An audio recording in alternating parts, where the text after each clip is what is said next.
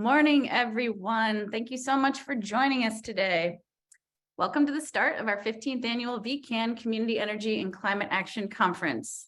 I'm Johanna Miller, Energy and Climate Program Director at the Vermont Natural Resources Council and coordinator of the Vermont Energy and Climate Action Network, the network of all volunteer town energy committees, many of you, and partners that support them, including Vital Communities, the Vermont Council on Rural Development, Efficiency Vermont, and Energy Action Network. I wish we could all be together today in person, but I'm grateful that you're all lending a portion of this gorgeous Saturday to this conversation, and more so to ongoing conversations and the work we're going to do together to help combat the climate crisis in a way that is equitable, affordable, and in line with the science says is required. In a few minutes, I'm going to turn the stage over to our fantastic opening panel. Before that, though, I wanted to offer a few thoughts, some appreciation, and a few logistics. First, I would say that working with committed, hardworking community energy leaders like you has been a true privilege. The work of town energy committees and the work so many of you have been doing in so many ways is meaningful, impactful, and essential. And we have far more work to do, recognizing that not everyone we need in this conversation, in this work, in this transition, is in this virtual room today. So we're going to need to do far more to bring everyone into our efforts to chart a clean energy future and a just transition. That's our intention at VECAN, and I hope it's a commitment we can all make. Thankfully, we're going to hear shortly from two of Vermont's environmental and climate justice leaders on how we can start that work, and do it well. It's also important to recognize that this is such an intense moment and that this work, our efforts are interconnected with a confluence of crises. We face deep economic disparity and far too many people are living with serious economic insecurity. We're grappling with tackling and I hope toppling deeply embedded systemic racism and racial injustice in our nation. Our democracy remains on the brink as authoritarianism continues its insidious rise in this nation and across the globe, and the human health and social isolation impacts, among others, of the pandemic that we have all been living through for the last few years have and will have lasting consequences on us all. So it's a lot, and it can be overwhelming, I think, at times, but not in solidarity, in community, and that's what we're building. So thank you so much again for joining us today. For many of us, there's a primary motivating factor that brings us here into this conversation this morning, tackling the existential threat of climate change. The planet is warming rapidly, it's having tremendous impacts already, and we have an obligation to do something about it. I mean, it's December 10th in Vermont, and from where I sit on this glorious sunny day, there's not a speck of snow. As an avid skier, that's a huge disappointment. This reality also takes a huge toll on our economy and many Vermonters' pocketbooks and lives. So it's not all about skiing. Actually, more importantly, the consequences of what's behind this new normal is having an inordinate, disproportionate impact on people across this beleaguered planet who've contributed the least to the problem. I think we all know this, and it's why we're here today. So thankfully, too, this event and this network, the VECAN network, has always been about solutions, and thankfully, we have them. We have the technology to help people stay warm, get where they need to go, and power their lives with cleaner, cost-saving solutions.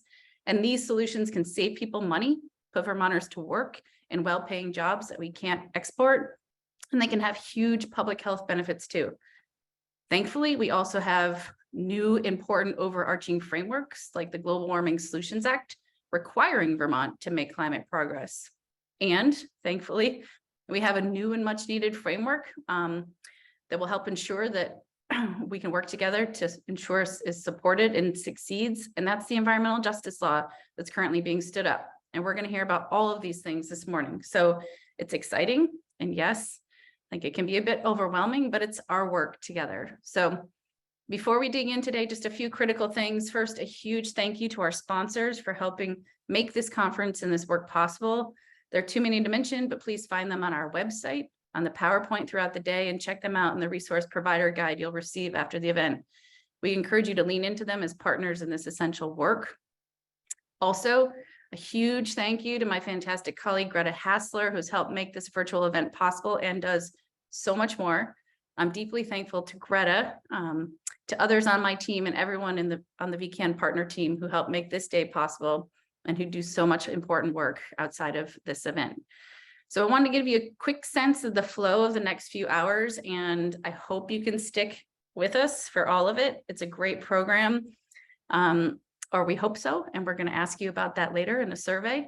But in 1 minute, we're going to begin with a fantastic opening panel grounding us in the current state of climate action in Vermont, and the new and needed framework for environmental and climate justice. So we're going to dig into that momentarily. And then at 10:30, we aim to be expeditious and on time, but we're going to aim to take a 15-minute break and then come back promptly at 10:45 to get an update and insights on what's happening at the federal level or not from our esteemed Senator and climate and justice champion, Bernie Sanders. So Bernie is going to join us at 10:45. So we're going to have a little bit of a break and then come back promptly. And then following Bernie, following on Bernie's heels, which is a hard thing to do, we're going to have an exciting panel with two members of Vermont's Legislative Climate Solutions Caucus team, Representative Gabrielle Stebbins and Senator Andrew Perchlik.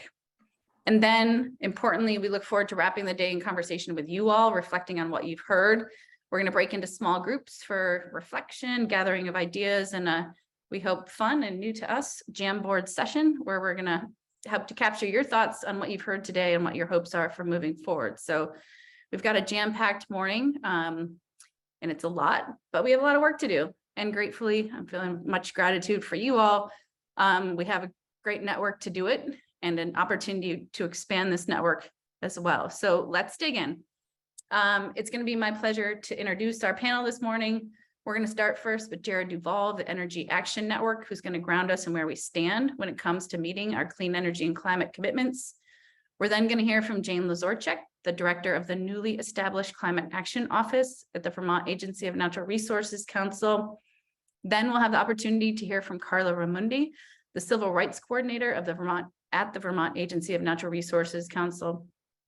I say that way too much, the Vermont Natural Resources Council, at the Vermont Agency of Natural Resources Council. And Carla's going to share the important work that she's leading there related to environmental and climate justice.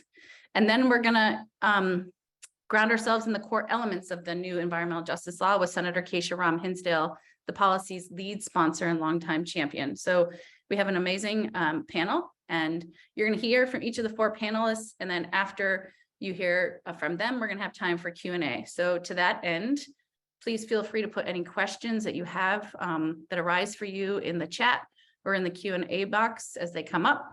We're going to aim to get to as many of those as possible, trying to group them and make sure we can get your questions answered or follow up.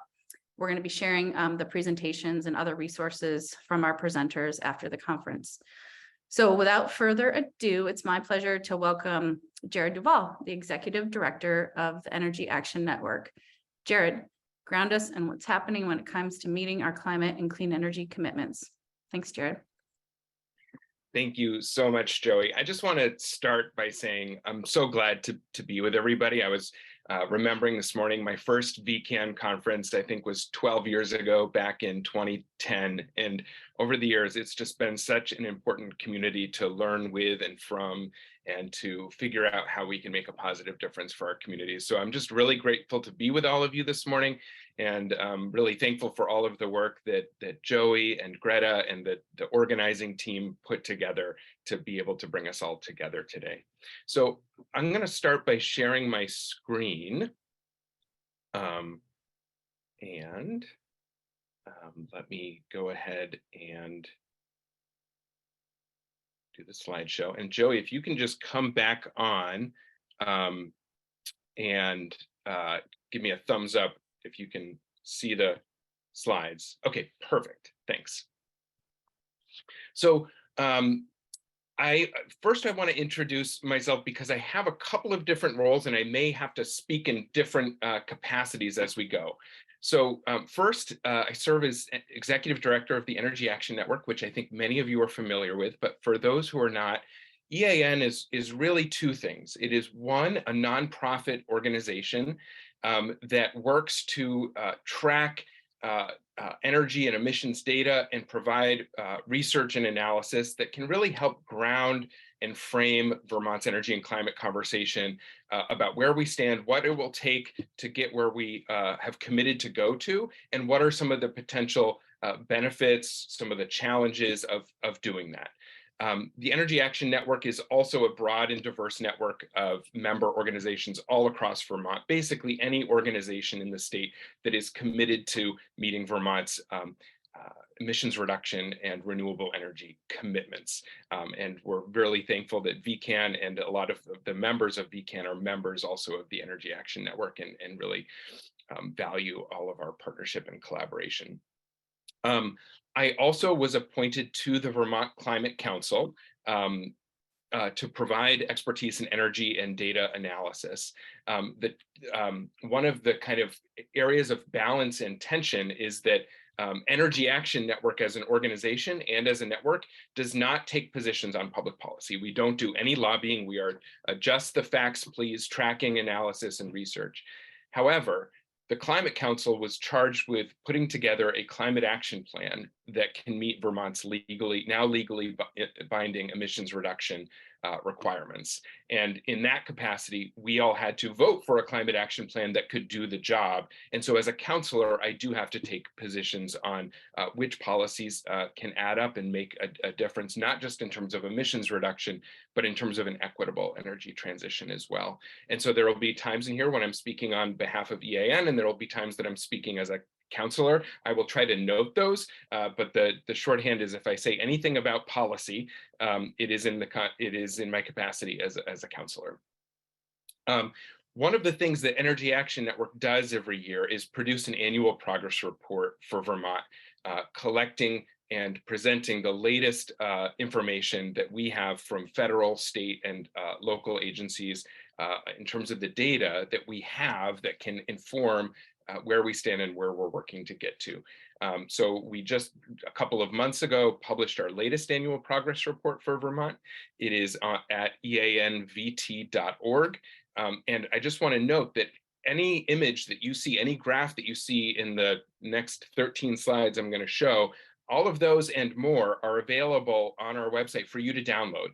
They're all individually available. And so if you are an energy committee that has a newsletter, if you're an organization that's working on your own content and you find any of these helpful, we produce them to be free and open source for you to use. So please feel free to do so. With that, let me just dive in. Some of the key takeaways from our report this year are, as Joey said, we now have as a state legally binding emissions reduction requirements, not goals. Previously Vermont had set goals. We blew past those goals time and time again. And so what the Global Warming Solutions Act that passed in 2020 did is say that they are requirements that shall be met. And that creates another level of responsibility and seriousness to this common effort.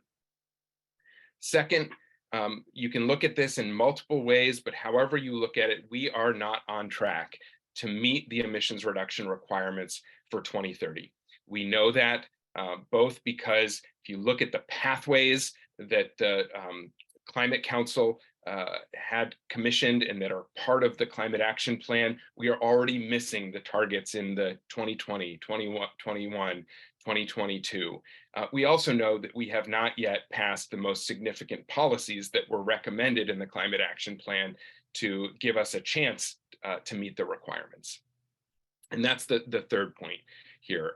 And I will speak more specifically to that shortly.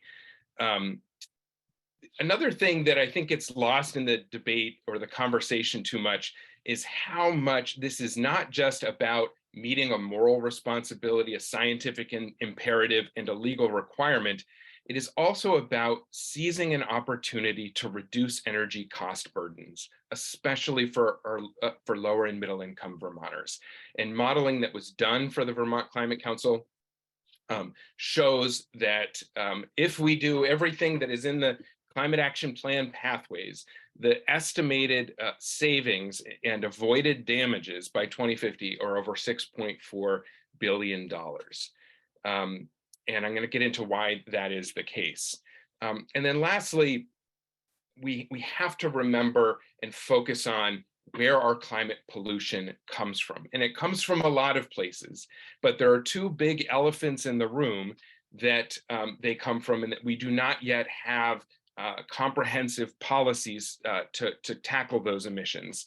And those largest sources, 40% of our climate pollution from the transportation sector, and about a third, 34%, from the thermal sector, which is primarily heating of our homes and buildings.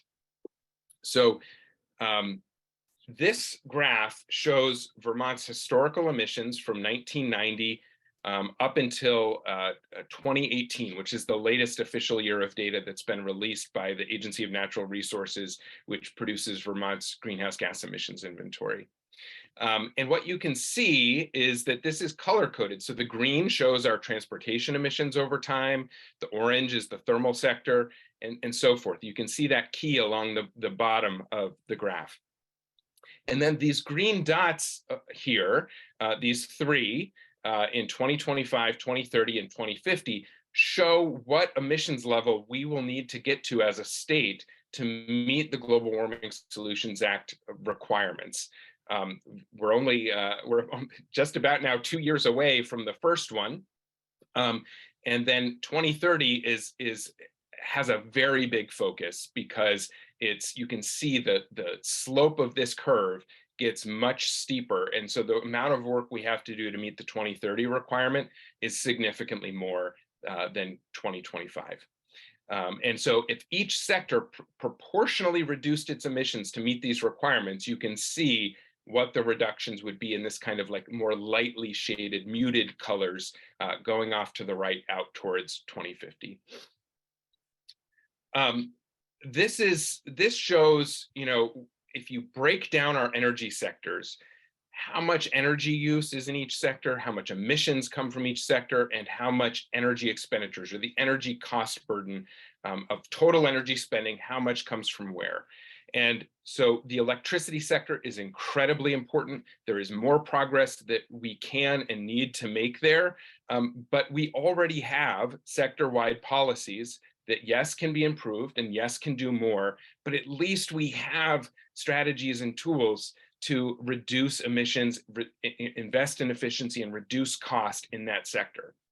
In terms of the transportation and thermal sector, we do not yet have the policies and programs at the scale that are needed to tackle this level of emissions and this level of energy cost burden, where the bulk of the emissions and costs are for Vermonters. So it's past time to act, and why? I think we all know this, but it's worth pausing on it. We know that Vermont has a legal requirement, and that requirement is in line with the science. It's a 40% reduction below 1990 emissions levels. Many folks may have heard that we need to cut our emissions in half by 2030, and that's the goal that President Biden set, a 50% reduction by 2030. This is a brief math note. I know it's annoying, but because Vermont's 40% reduction is below a 1990 baseline, and our emissions in 1990 were much lower than they were in 2005, which is the baseline that is often used internationally and that President Biden used when setting that 50% reduction, a 40% reduction below 1990 levels is functionally equivalent to a 50% reduction below 2005 levels. So Vermont's requirements are in line with, at least as a basis. It doesn't mean that we don't need to go farther. It's a minimum of what we need to do is a 40% reduction, but we should do even more than that. I think many of us recognize that this is a moral responsibility. It's a moral responsibility in many ways, certainly when it comes to emissions reduction. But also when it comes to an equitable transition that reduces energy costs, especially for those for whom those costs take up a very significant portion of their household budget. But let's just start with the emissions perspective. Vermont alone cannot solve the climate crisis, but that can also be said of any state, of any country. And if we all say, well, we can't solve it alone, so we shouldn't act, then we're certainly going to fail. I think of it like a barn raising. We all have to carry part of the load. We all have to do our part. And I think Vermont has a special responsibility in this regard, because per capita, our emissions are higher than any other state in New England. They are higher historically than most other states and countries. And, I'll often hear people say, well, what about China and India? Yeah, what about them? If you look at the per capita emissions in China, they are 7 tons a person. In India, they are 2 tons a person. In Vermont, we are responsible for 15 tons a person of pollution. So no matter how you look at it, we have a responsibility to do our part. Do we need others to act? Absolutely, but that's not an excuse for inaction from us. The other part of the moral responsibility is how exposed and vulnerable Vermonters are to high cost, price volatile, commodity fossil fuels that are spiking in cost. Fuel oil, I think the last time I looked was $5.80 a gallon. And we have seen the impact of being reliant on those fuels in terms of our budgets for those who use fossil fuels over the last year, especially. But that volatility and that high cost is not a new phenomenon. So I want to pause, and here I want to talk about where some of the key recommendations in the Climate Action Plan stand. There were over 200 recommendations, many important things. I want to pause and focus on the emissions reduction requirement and 3 policies that were recommended in the plan that have had the most significant ability to help meet those emissions reduction requirements. The Climate Council actually defined the word significant when it came to emissions reduction. We said a policy recommendation is significant if it can deliver double-digit or more than 10% reductions in greenhouse gas emissions by 2030. And there were 3 of those. Number 1 was the clean heat standard.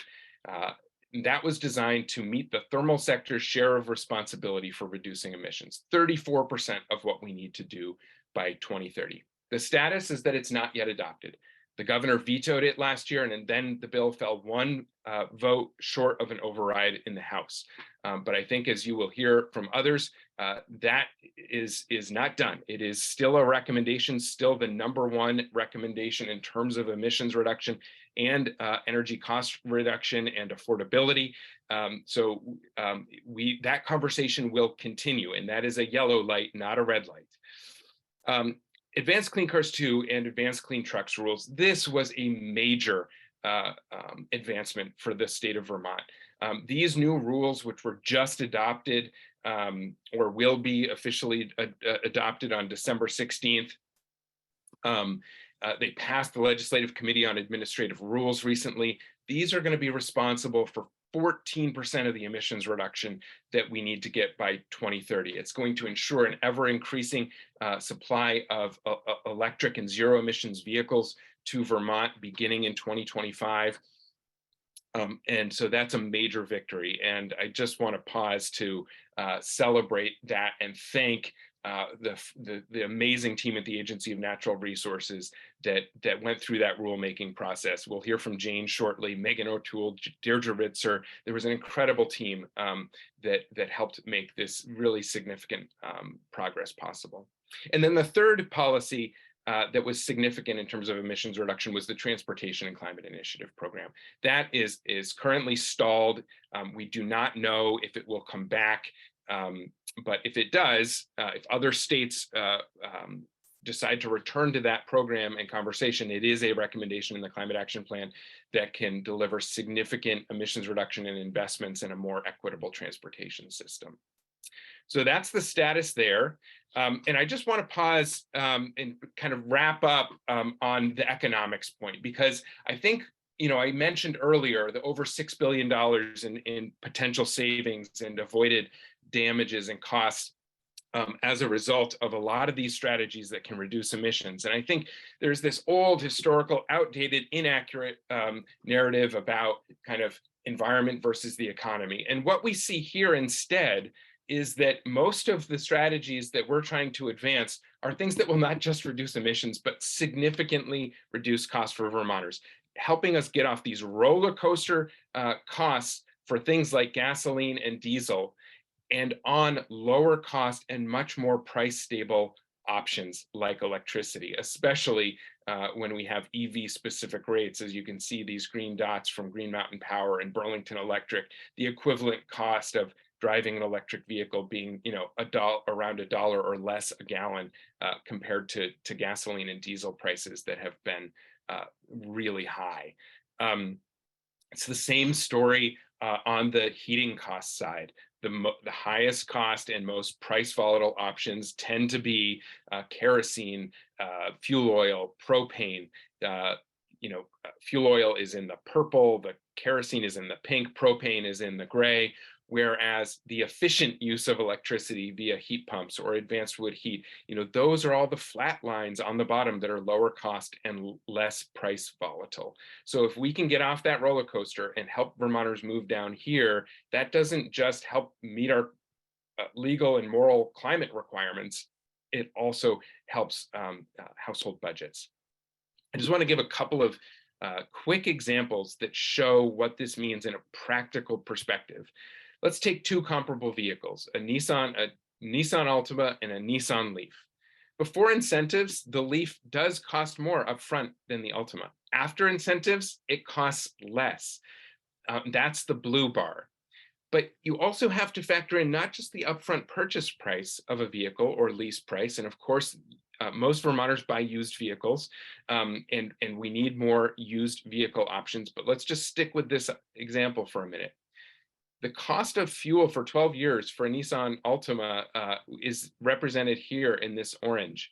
This much narrower orange bar is the cost of electricity to fuel a Leaf over the same period. And then the maintenance costs are also lower. So if you look at the lifetime cost, EVs have a major opportunity to save people money. I just want to give one example on the heating side as well. Similar thing, look at the blue. The upfront equipment cost of a heat pump water heater is more expensive. If your water heater dies and you need to buy a new water heater, costs a little bit more upfront to purchase a heat pump water heater than a propane or fuel oil or fossil gas.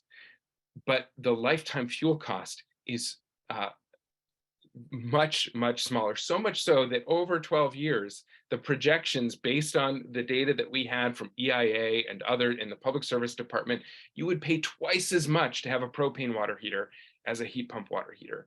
So are there upfront cost barriers that we need to help folks overcome? Absolutely. But when we can do that, these are the examples of the type of cost savings that Vermonters can benefit from. And this is a graph that shows those estimates and so many of those costs coming. This is from the Climate Action Plan, the Pathways report that was conducted by the consultants the state hired. And look at this biggest part of the graph, the avoided costs of, this is primarily avoided costs from getting off of high cost price volatile fossil fuels. Are there upfront investments in more electricity generation?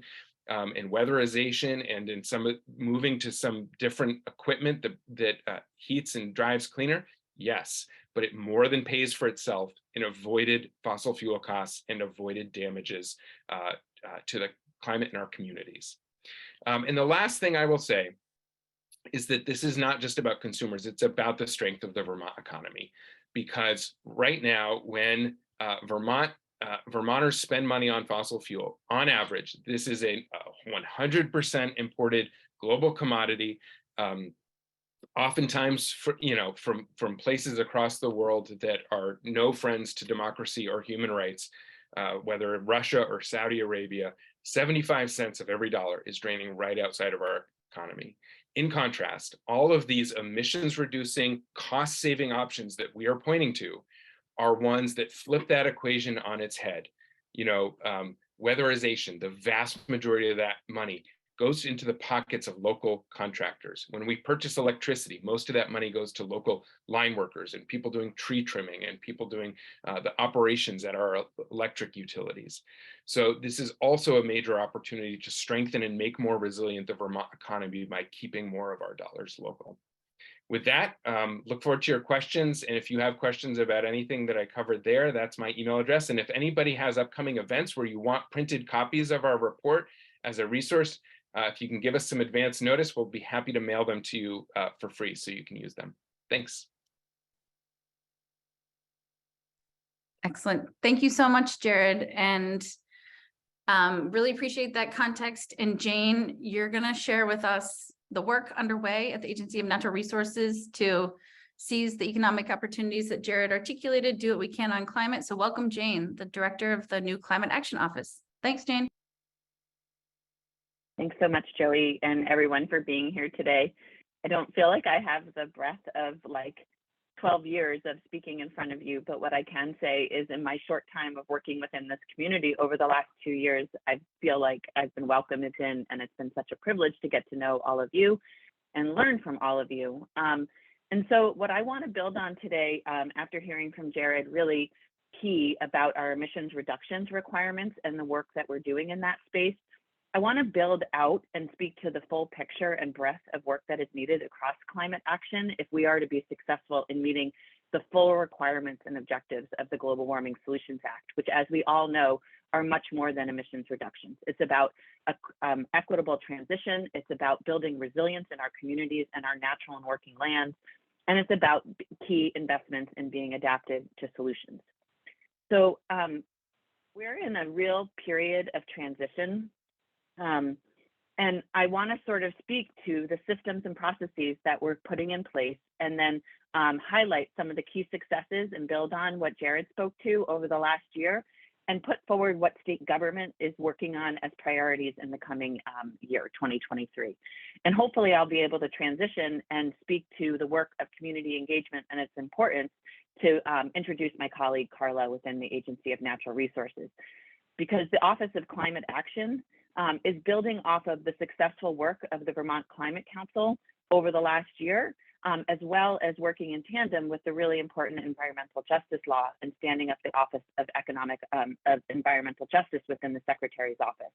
And if we're successful in building both of these communities, we're going to do it in a really coordinated and strong fashion. So Jared alluded to the work of the Climate Council and the Climate Action Plan. But really, we've been in a phase of planning over the last year and a half, and we're currently standing up and really thinking about the hard work ahead of us to implement the Climate Action Plan, which was adopted by the Climate Council a year ago this month. And we're thinking towards the future and looking to the recommendations in the plan about how we build upon the current plan and look to future iterations of the Climate Action Plan, appreciating that it needs to be updated at least every 4 years, but this is a really living and breathing document that we know we didn't get perfect the first time, and there's work to build upon, learn from, and consistently apply in order to reach the ambitious goals of the Global Warming Solutions Act and bring Vermonters along with the work. So one of the key recommendations in the Climate Action Plan, and one that we were able to realize and build upon with the governor and the legislature this last year, was the standing up of a Climate Action Office, recognizing that this work will require critical coordination across all of the agencies who have a stake in realizing the solutions and policies needed. It's really key to thinking about how we implement not only climate mitigation, those emissions reductions policies, but how we coordinate amongst adaptation and resilience strategies, as well as how we think about measuring and tracking progress over time. The Climate Action Office is within the Agency of Natural Resources, and there was a lot of debate about where best this office should live. Should it be at the governor's level or somewhere outside of state government? But where the rubber meets the road with the Global Warming Solutions Act is within the Agency of Natural Resources. The ANR has a sort of specific role and requirement in the way we work with the Climate Council and the GWSA, and in the way that we will be successful in meeting those emission reductions requirements. And where and when we're falling short, ANR is actually the organization and agency on the hook for that. We measure and track the progress with respect to the greenhouse gas inventory, but if we are failing beyond those 2025 reduction requirements and 2030 reduction requirements, ANR has a legal mandate to meet that, and you as a citizen can bring a suit against ANR to actually address in a more proactive fashion meeting those reduction requirements. So as we thought about where the expertise lives, And where that sort of rubber meets the road with the GWSA, we advocated to have the office within A&R appreciating that the work would not live there alone, but that we would need to set up a successful structure to build out the expertise across state government. And I want to just speak to and acknowledge from the onset with the Climate Council, and now as we build the programs, the staff needed, the policies, the key role of Vermonters in all of this work, specifically acknowledging those of frontline and impacted communities to come along with us and not only respond to ideas, but be an active participant in helping us stand up the policies needed to enable climate action. And as we're building staff in the Climate Office, we're building specific capacity within the climate space to do that work and coordinating closely with Carla to have that overarching framework of how we build those relationships and dial in the work going forward. So the Climate Action Office specifically is looking to support a vision and sort of provide that overarching structure to support climate action across state government. In addition to sort of lifting up the work within A&R and speaking to the programmatic work within our departments, there's 3 departments within the Agency of Natural Resources, we're looking to coordinate across state government to meet the requirements of the Global Warming Solutions Act. And we're doing that through the development of an interagency advisory board that's met once now, but we're meeting again and thinking ahead to the legislative session and beyond to coordinate on all those key messages, policies, and engagement so that we're in lockstep to think about what the priorities are for climate action so that we're getting it right as we're going out and working with people. The Interagency Advisory Board consists of all of the agencies across government that are actively involved in thinking about emissions reductions, resilience and adaptation strategies, as well as lifting up our natural and working lands for all the co-benefits that they provide. Sorry for the acronyms, but it's Public Service Department, Agency of Transportation, A&R, Agency of Natural Resources, Vermont Emergency Management, the Ag Department, Ag Agency, I should say, Buildings and General Services, the Health Department, ACCD, the Agency of Commerce and Community Development, and our state climatologist, who actually has the privilege of the name of the State Climate Office, along with that title, Leslie Ann Dupini-Giroux. So the Interagency Advisory Board has a charter now. We're meeting regularly to have that proactive coordination on climate action. We're articulating where the policy and financial implications overlap so that we can coordinate with the governor and ultimately the legislature on clear budget priorities for the coming year. We're thinking about how we stand up and measure progress over time and to meet and articulate where we're falling short for climate action goals. We will have, that'll be a focus of the Climate Action Office for the next 2 years to set up those key tracking and dashboards to speak to not only emissions reductions, but equitable engagement, resilience and adaptation. What are the necessary metrics to monitor all of those? It'll be a big effort that we'll be focused on. Framing gaps where we're not making enough action, and then being able to speak with one voice on climate issues and state positions on those climate issues so that, again, we can be effective in our communication and our work with all of you and communities, advocates, nonprofits, and the legislatures in particular in the coming year. As I walk through and speak to some of the key highlights and successes over the last year and where we're going, I do just want to harken back to, we have a moral responsibility and a statutory requirement, as Jared speaks to reduce our emissions. But Vermonters are facing real impacts of climate change now. Those impacts are real. They're felt in our communities. They're seen with, as Joey alluded to, the lack of snow, the increasing temperatures, the frequency of storms. And we in state government have to really be thinking about how we balance and put forward policies that meet all of the climate action components.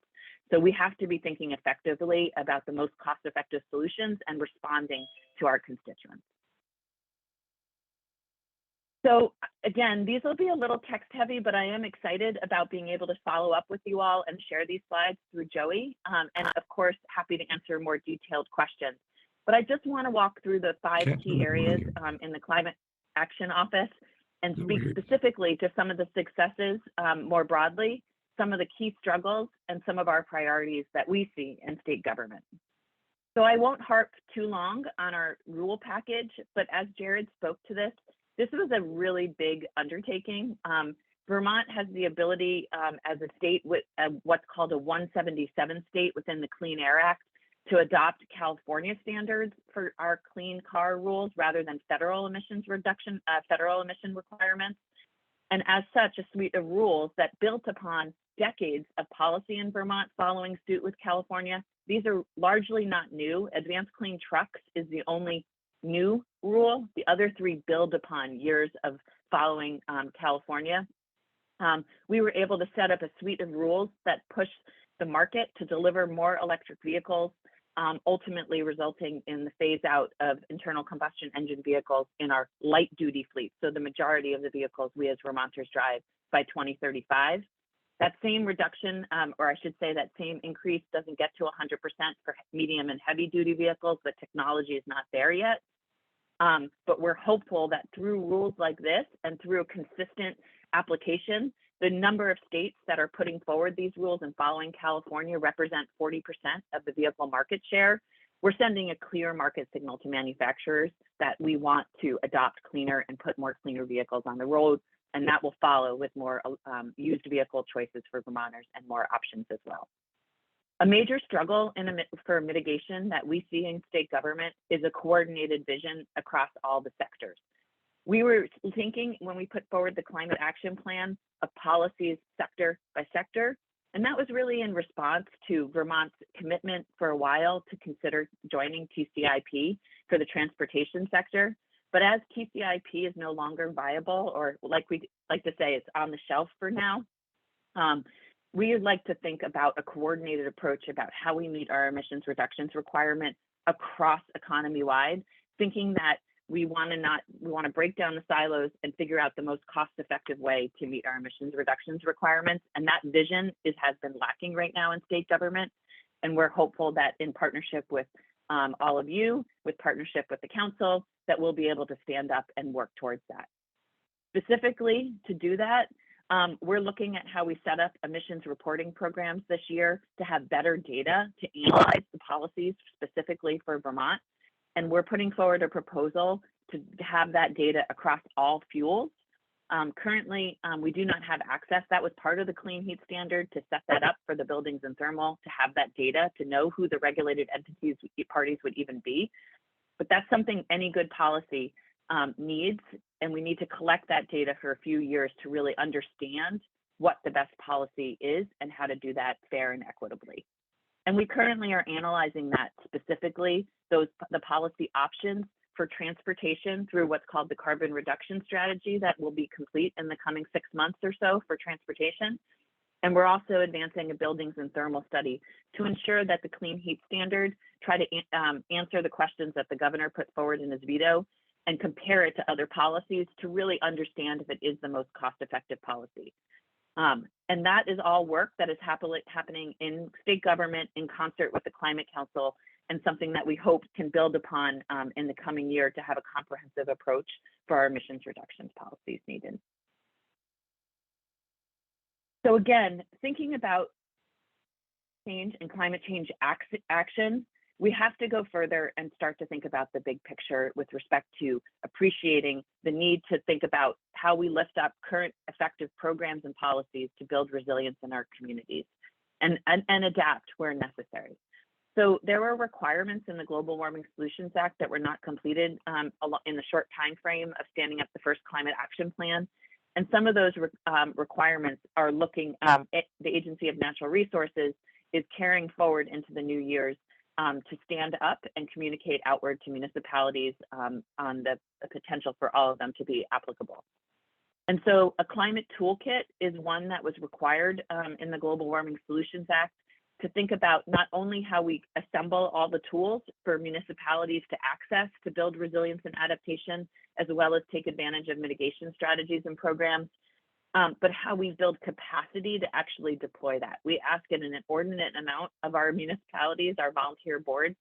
And so as we put together and assemble a climate toolkit and work collaboratively with partners, state, nonprofit, municipal partners to do that over the last year and then finish it out this year, we're also thinking about how the Climate Action Office through RPCs and through our partnership with ACCD can lift up programmatic and strategic policies to actually bring capacity to bear for communities to access the toolkit and put it to work in their towns.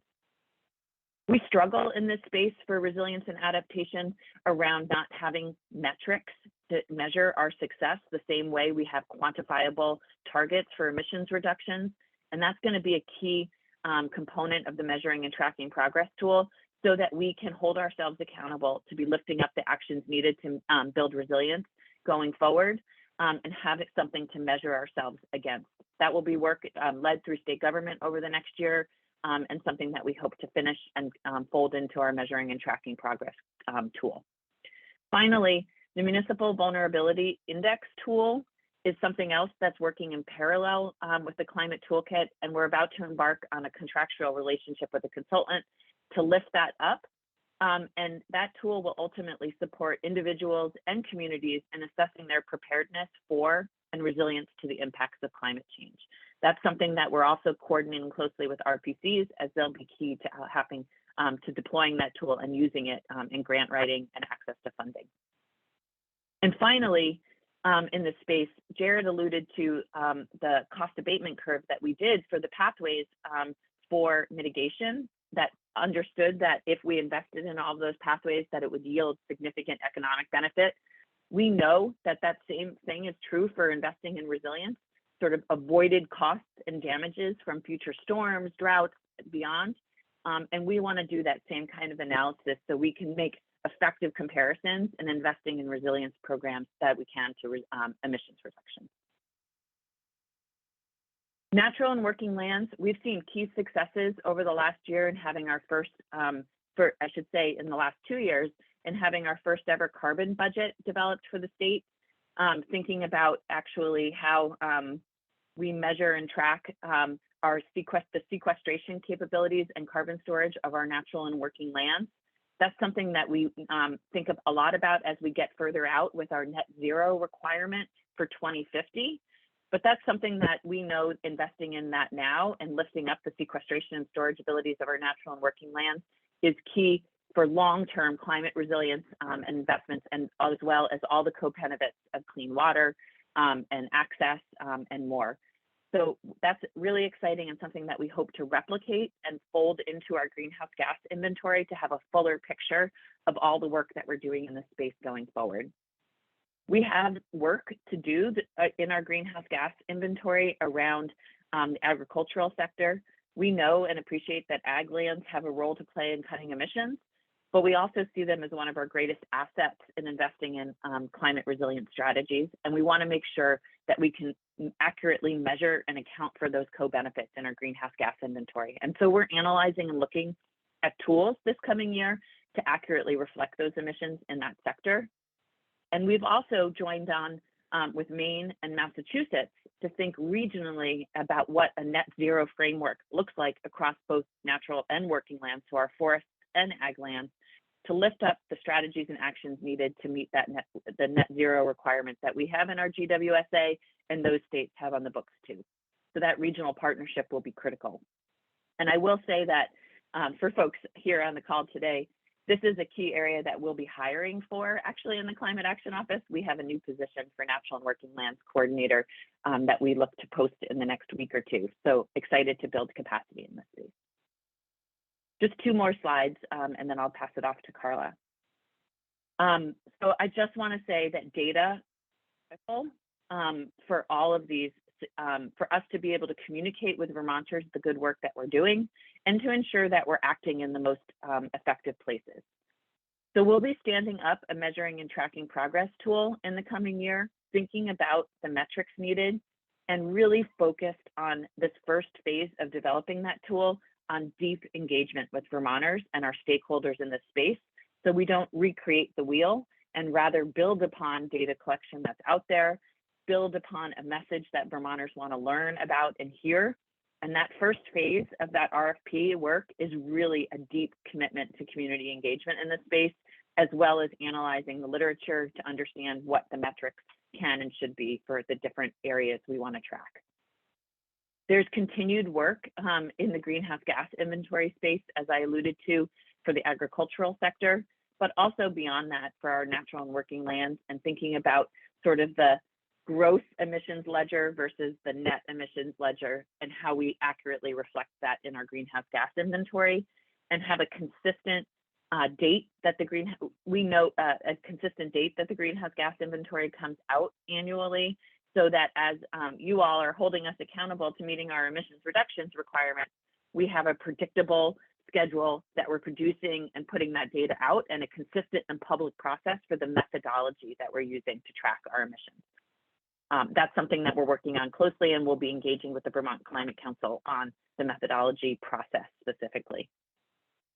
And I'll just say that in addition to some of the targets and projects I just alluded to in data that we'll be advancing in the coming year, one of the ones that I know this group is likely excited about is the long needed life cycle analysis of our energy use in Vermont. That is another contract that should be stood up in the next week or so, and a process that we've been working on with the Climate Council and task group that involves not only the folks focused on emissions reductions and energy, but also our Just Transitions subcommittee and our Ag and Ecosystem subcommittee, to really look holistically about what the implications are on how we use and bring in energy, and what that full picture is of the life cycle of the choices that we make, so that we're not off putting our emissions in other areas outside of Vermont. And finally, and I really am happy that I can finish up and wrap up with this work of our community engagement and hand it off to Carla, is really this is a really transitional time, as Carla and then Senator Ron Hinsdale will speak to, and standing up and thinking about how state government does better with involving Vermonters. We're very good at bringing plans out to people, hearing them react, and then moving on. We need to think about building a deep connection with Vermonters, and building relationships in order to do that, and lift up voices that have traditionally not been at the table. And this is an ongoing body of work, and one that Vermonters should and will continue to hold state government accountable to do. Over the last year, I feel like we have made progress, but we have a long way to go. We've worked closely with the Just Transition subcommittee, specifically on developing a multifaceted community engagement strategy that talks about how we continue to do that broad engagement and education, but then also really focus in on how we make our messages more accessible, how we provide language access, translation services, how we make the climate action plan more digestible through more easily digestible materials, and then how we build those relationships. And that work is ongoing. We meet with the Just Transitions group and think about outreach and engagement on a bi-weekly basis. And I know that work will continue to build upon the work and success of the Environmental Justice Advisory Council, and the work and capacity being built and stood up in the Environmental Justice Office. One of the key successes, or sort of structural changes, was around the kind of engagement we did for the rulemaking. Ironically, in the Global Warming Solutions Act, there's no requirement for community engagement or public engagement for the climate action plan, but there's deep sort of language that speaks to how we will engage with Vermonters, specifically Vermonters that are disproportionately impacted by climate change when adopting rules. And because we were on a path to adopt rules that couldn't change because you have to adopt them identical to California, that's the requirement of the Clean Air Act, we thought a lot about how to roll out engagement and think about how a transition to electric vehicles could feel successful for all Vermonters. Here are that we currently have in place. What do you need to feel like you can confidently meet this transition for affordable access to EVs and the infrastructure needed to support that?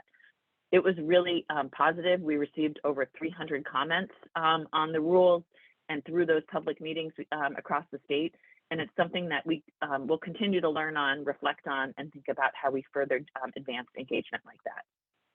We are going to have a community engagement and communications coordinator in the Climate Action Office. That is another position yet to be hired, but approved and ready to go out for posting. And I'm really hopeful that that position will help us be responsive and set up a systematic way that we can demonstrate that government is hearing and responding and taking into account the voices that we hear, and work closely with the Environmental Justice Office to build those long-term relationships to support partner engagement. And I'll just say for this coming year specifically, the work of the Climate Office will focus closely on how we engage Vermonters around changes to Vermont's renewable electricity programs that we hope will carry forward into the legislative session in 2024. And that those voices and that engagement will be lifted up and put forward in a policy framework that the Public Service Department intends to make as recommendations to the legislature next year. And all of our contracts that we have in A&R in the space of climate action are focused on how we lift up voices and work closely with Vermonters to do the work needed to stand up these tools. So I'm sure I went over, Joey, and I'm going to pause and hand it off to you, and hopefully Carla can build upon this work.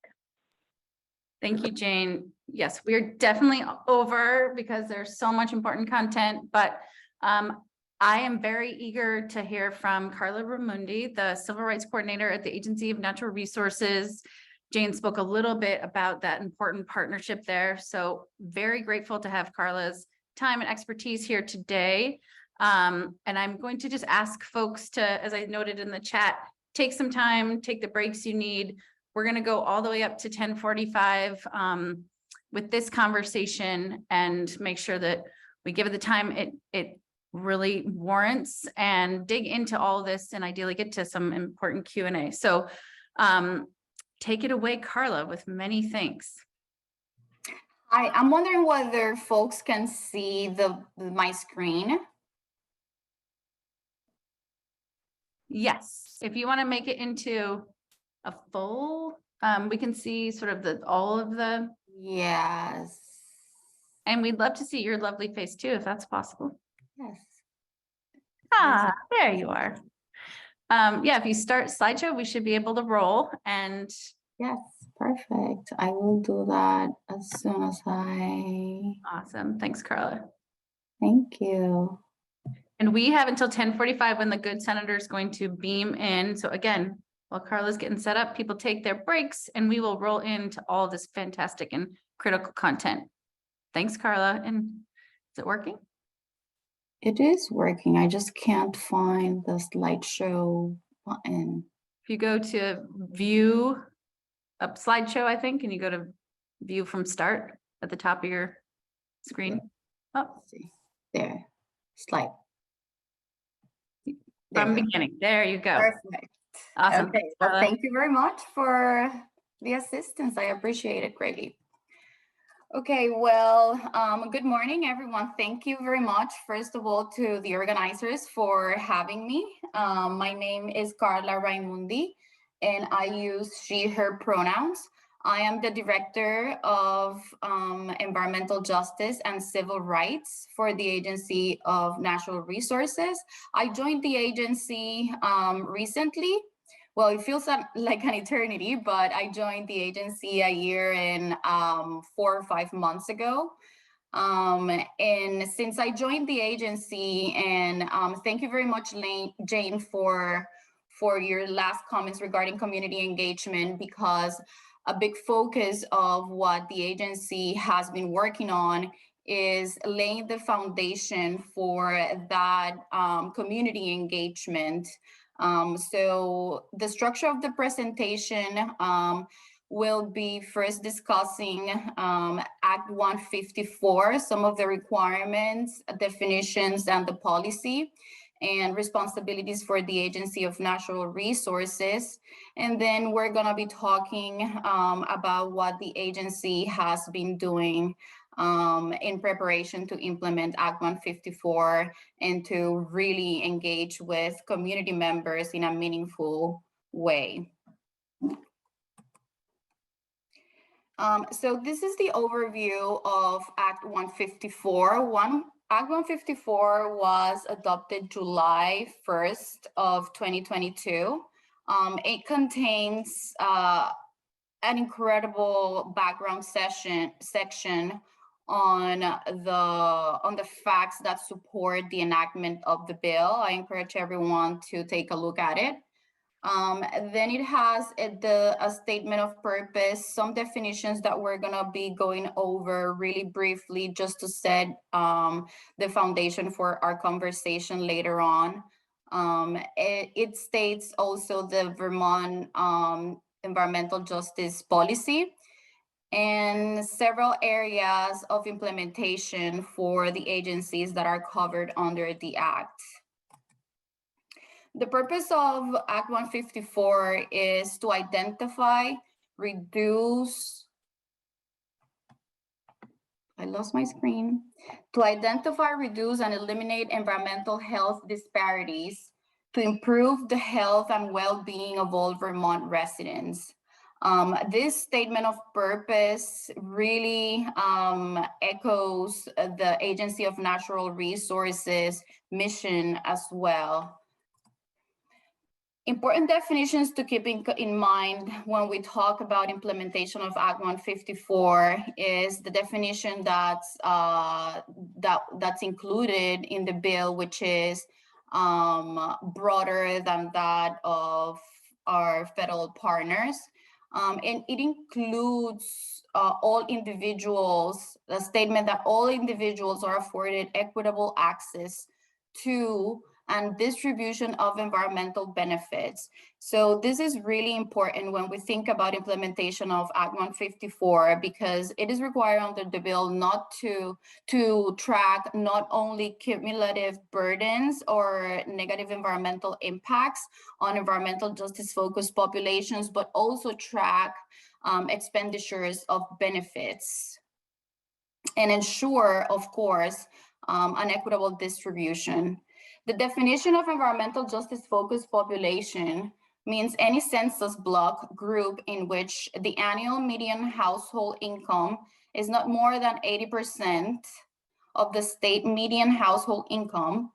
Persons of color and indigenous peoples comprise at least 6% or more of the population, or at least 1% or more of households have limited English proficiency.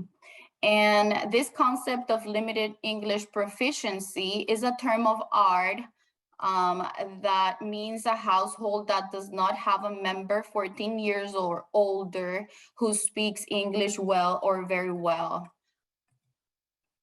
Environmental benefits means the assets and services that enhance the capability of communities and individuals to function and flourish in society.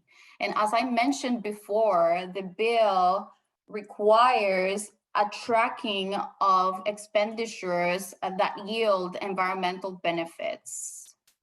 Environmental burdens under Act 154 means any significant impact to clean air, water, and land, including any destruction, damage, or impairment of natural resources resulting from intentional or reasonably foreseeable causes. And then it includes a list of some examples. It's not exhaustive, the list. It's just a way to identify for the reader and agencies examples of what those could be. And then an important concept within the environmental justice field in general, and at the heart of Act 154 is meaningful participation and ensuring that individuals who are members of frontline communities, vulnerable communities, low-income communities, have an opportunity to participate in agency actions as they pertain to energy, climate change, environmental decision-making or rulemaking. And it requires that communities are enabled and administratively assisted to participate fully through education and training. This space is an area of focus for the Agency of Natural Resources for the last year. To advance meaningful participation, the agency has been focusing on developing a language access plan and its implementation procedure. I am happy to announce that the agency is in the process of adopting the final version of a language access plan after engaging in a robust community meetings with all throughout Vermont. We hosted 3 locations and shared the document with members of the communities that are going to be more impacted by the adoption of the language access plan to get their feedback. And so we're going to be sharing a responsiveness summary that contains some of the feedback that we got regarding the language access plan.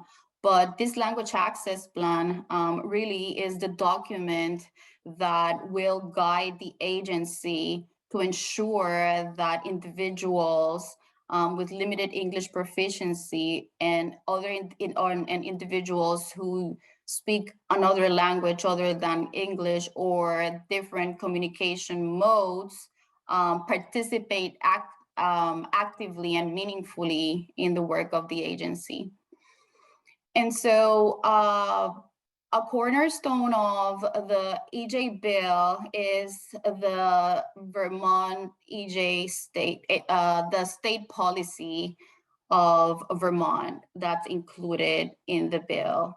And it establishes that the policy is that no segment of the population because of certain protected categories bear a disproportionate share of environmental burdens or be denied an equitable share of environmental benefits. And so the way in which the bill procures to advance the environmental justice policy for the state of Vermont is through the implementation of these 3 spaces. The first one is to create and adopt community engagement plans.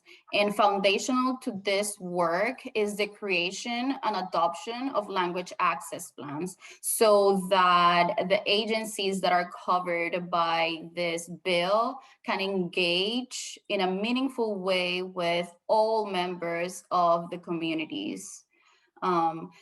A second area that's going to allow for the implementation and advance the implementation of the environmental justice policy for the state of Vermont as included in the bill is allocating proportionately benefits and tracking those benefits. This part of the bill mimics Justice 40, which is a federal executive order that requires recipients and federal agencies to invest at least 40% of their investment in communities with environmental justice concerns. And so this implementation aspect of the bill really is capturing Justice 40 here for the state of Vermont. And then the third area that's crucial for the implementation of the environmental justice policy for the state of Vermont for those agencies that are covered under the bill is a consideration of cumulative environmental burdens and access to the benefits. And so this is a list of the agencies that are covered under the bill. The list is 10 members strong, plus the Office of the Racial Equity Executive Director. The Agency of Natural Resources, and this is the distinct role of the Agency of Natural Resources, and to emphasize what Jane mentioned during her conversation or presentation, is that the Agency of Natural Resources really occupies a special place as it pertains to climate justice, environmental justice, and just stewardship of the environment, lived and natural. And so the agency is tasked in consultation with the 2 groups that are going to be created under this bill, the Environmental Justice Advisory Council and the Interagency Environmental Justice Committee, to issue guidance by September 15 of 2023, that's basically tomorrow, to issue guidance on how the covered agencies will determine which investments provide environmental benefits to environmental justice focused populations as defined by the bill. And also by July 1st of 2025, the agency must adopt rules to define cumulative environmental burdens, implement considerations of cumulative environmental burdens within the Agency of Natural Resources, and inform how the tracking of cumulative environmental burdens using the environmental justice mapping tool will unfold. And so these are the two groups that are created under Act 154. These two groups are meant to work together to inform each other's work. The Environmental Justice Advisory Council will provide independent advice and recommendations to state agencies, to those agencies that are members of the Interagency Environmental Justice Committee on matters relating to environmental justice, equitable transitions, integration of environmental justice principles into the work of the agencies that are included in this bill. And the Interagency Environmental Justice Committee will guide and coordinate state agency implementation. And the role of the Agency of Natural Resources within the Interagency Environmental Justice Committee is quite unique in the sense that it is tasked under the bill to provide some administrative and technical support to the organizing and engagement of these two groups. Important to mention too is that guiding principles for the work of those two groups is the just transitions principles. Additionally, by 2025, the Agency of Natural Resources is tasked with developing an environmental justice mapping tool with indices and criteria to depict environmental justice focused populations and measure what environmental burdens and help in tracking environmental benefits as well. Some other really important dates under the bill and deadlines to meet are December 1st of 2023. The council and the committee will consider and recommend amendments to the terminology that we briefly covered earlier in the presentation. Annually, starting on January 15, 2024, the groups will have to produce an environmental justice report to the council.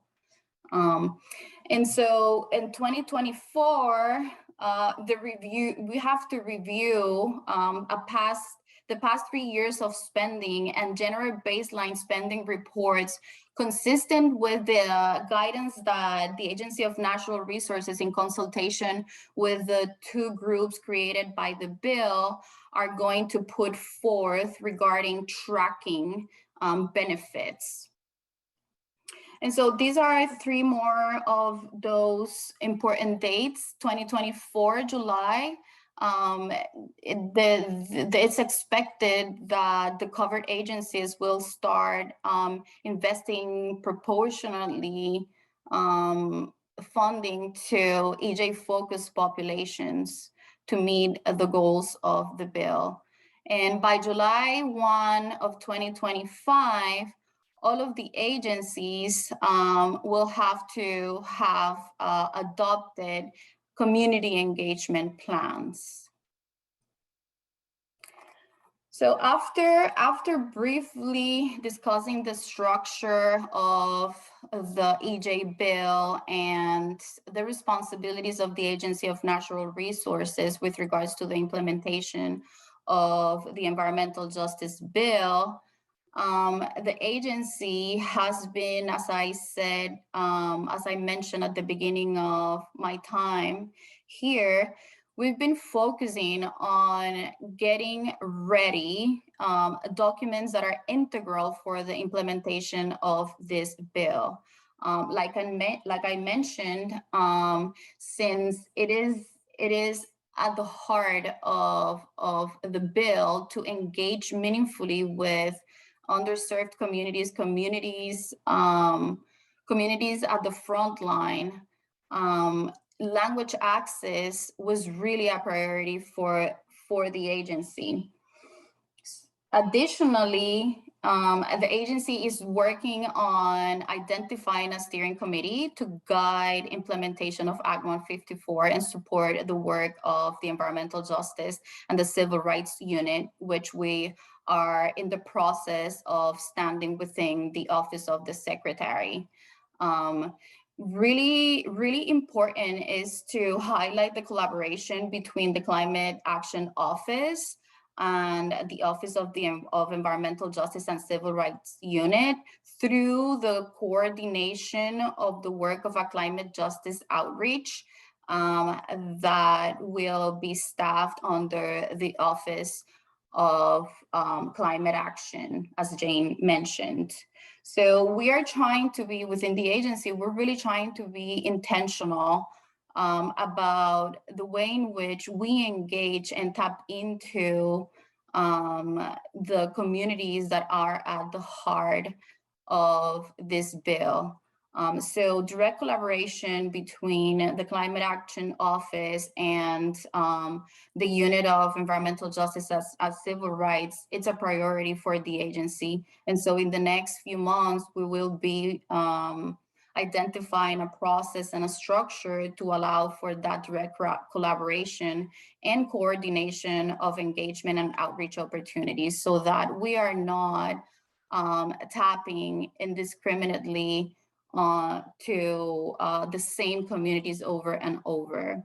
Additionally, ANR will be sharing an agency-wide work group structure that is comprised of a team of environmental justice liaisons. The goal is to have liaisons within all of the departments and divisions at the agency to function as the link between the Secretary's office and the work of the different programs.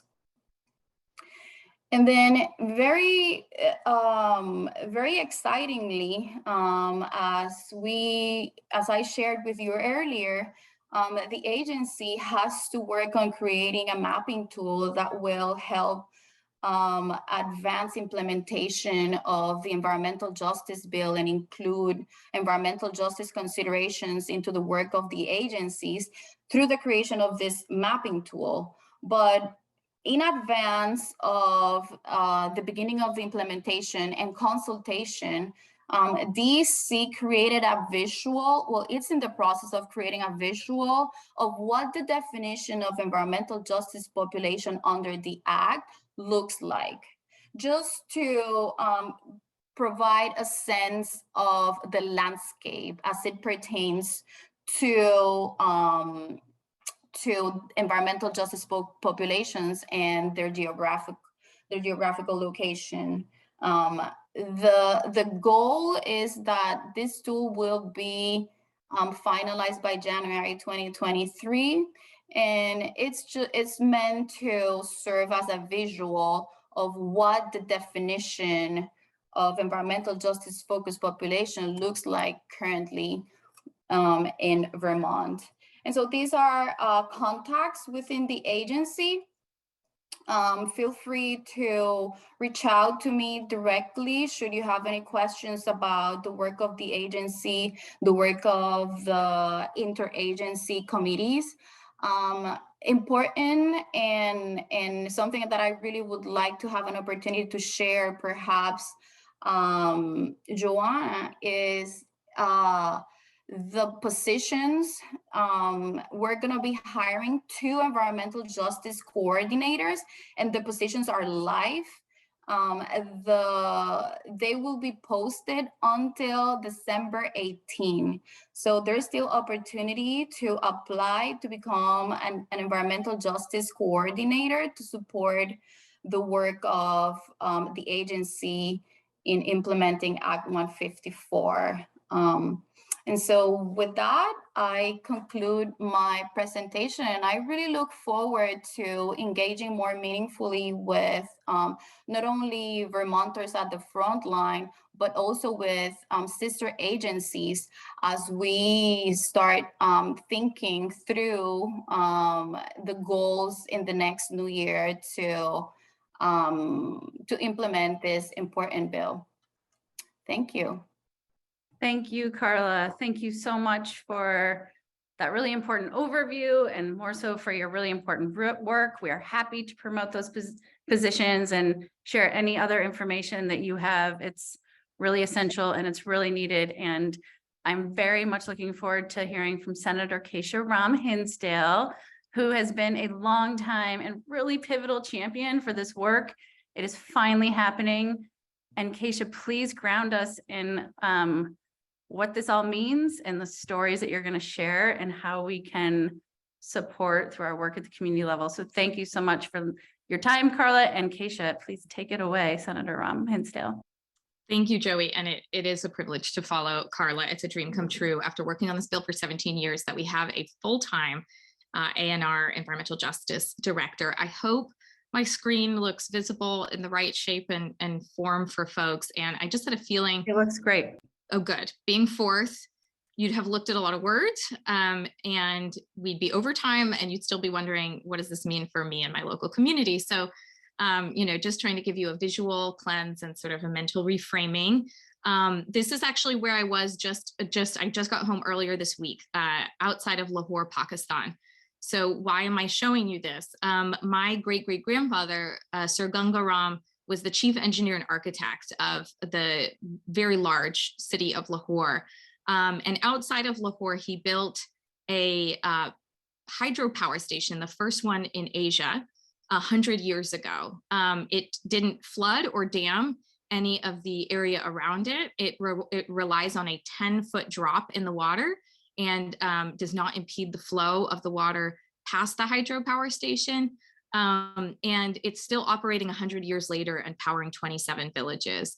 And it was just really powerful for me to not only know where I come from. My family left this part of India, but when it became Pakistan in 1947 after he died, but also to think about the people that power our communities. When I received the Renewable Energy Award a few weeks ago, I talked about going on this trip and how, energy has made it possible for us to have light and warmth and togetherness. And as we approach, we're in the middle of the holiday season, that's something that we can't forget, that our past energy system made a lot possible. And now we need to think about how to create a new energy system to continue to make our planet's survival possible.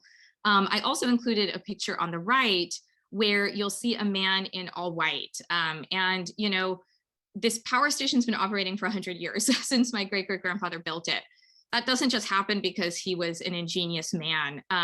There were a lot of, philanthropists and local ministers who wanted to get first in line and tell me how special my great-great-grandfather's legacy was to them. But I kept saying, who's kept this power station running for 100 years? I really want to meet that person. And the gentleman on the right has worked at the power station for 40 years.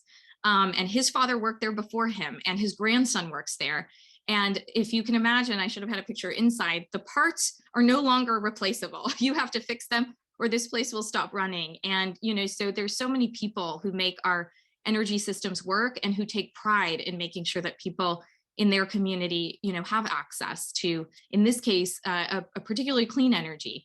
And so I just wanted to start with grounding us in, the importance of our conversation, not just because we want a new energy paradigm, but because energy itself is the basis of so much of our well-being. Now I just need to figure out how to move the slides. And, I think as we do this mental reframing, a lot of people will ask me who are on these energy committees and working in local government, how do we get people of color involved? How do we, bring them to the table? And I think the important thing too is to remember that there's a valuable way to reset the table and to think about how people of color have been leading environmentalists throughout history, ancient history and modern history. This is an image that some of you may be familiar with from the Mughal period in India. These were considered the first tree huggers. It was a mother and her two daughters, and the king wanted to clear the forest, and they didn't want that to happen, and they were beheaded. And that's where the term tree hugger comes from. And so, in many ancient cultures, there was a sense of connection to the environment that very much predates the modern environmental movement.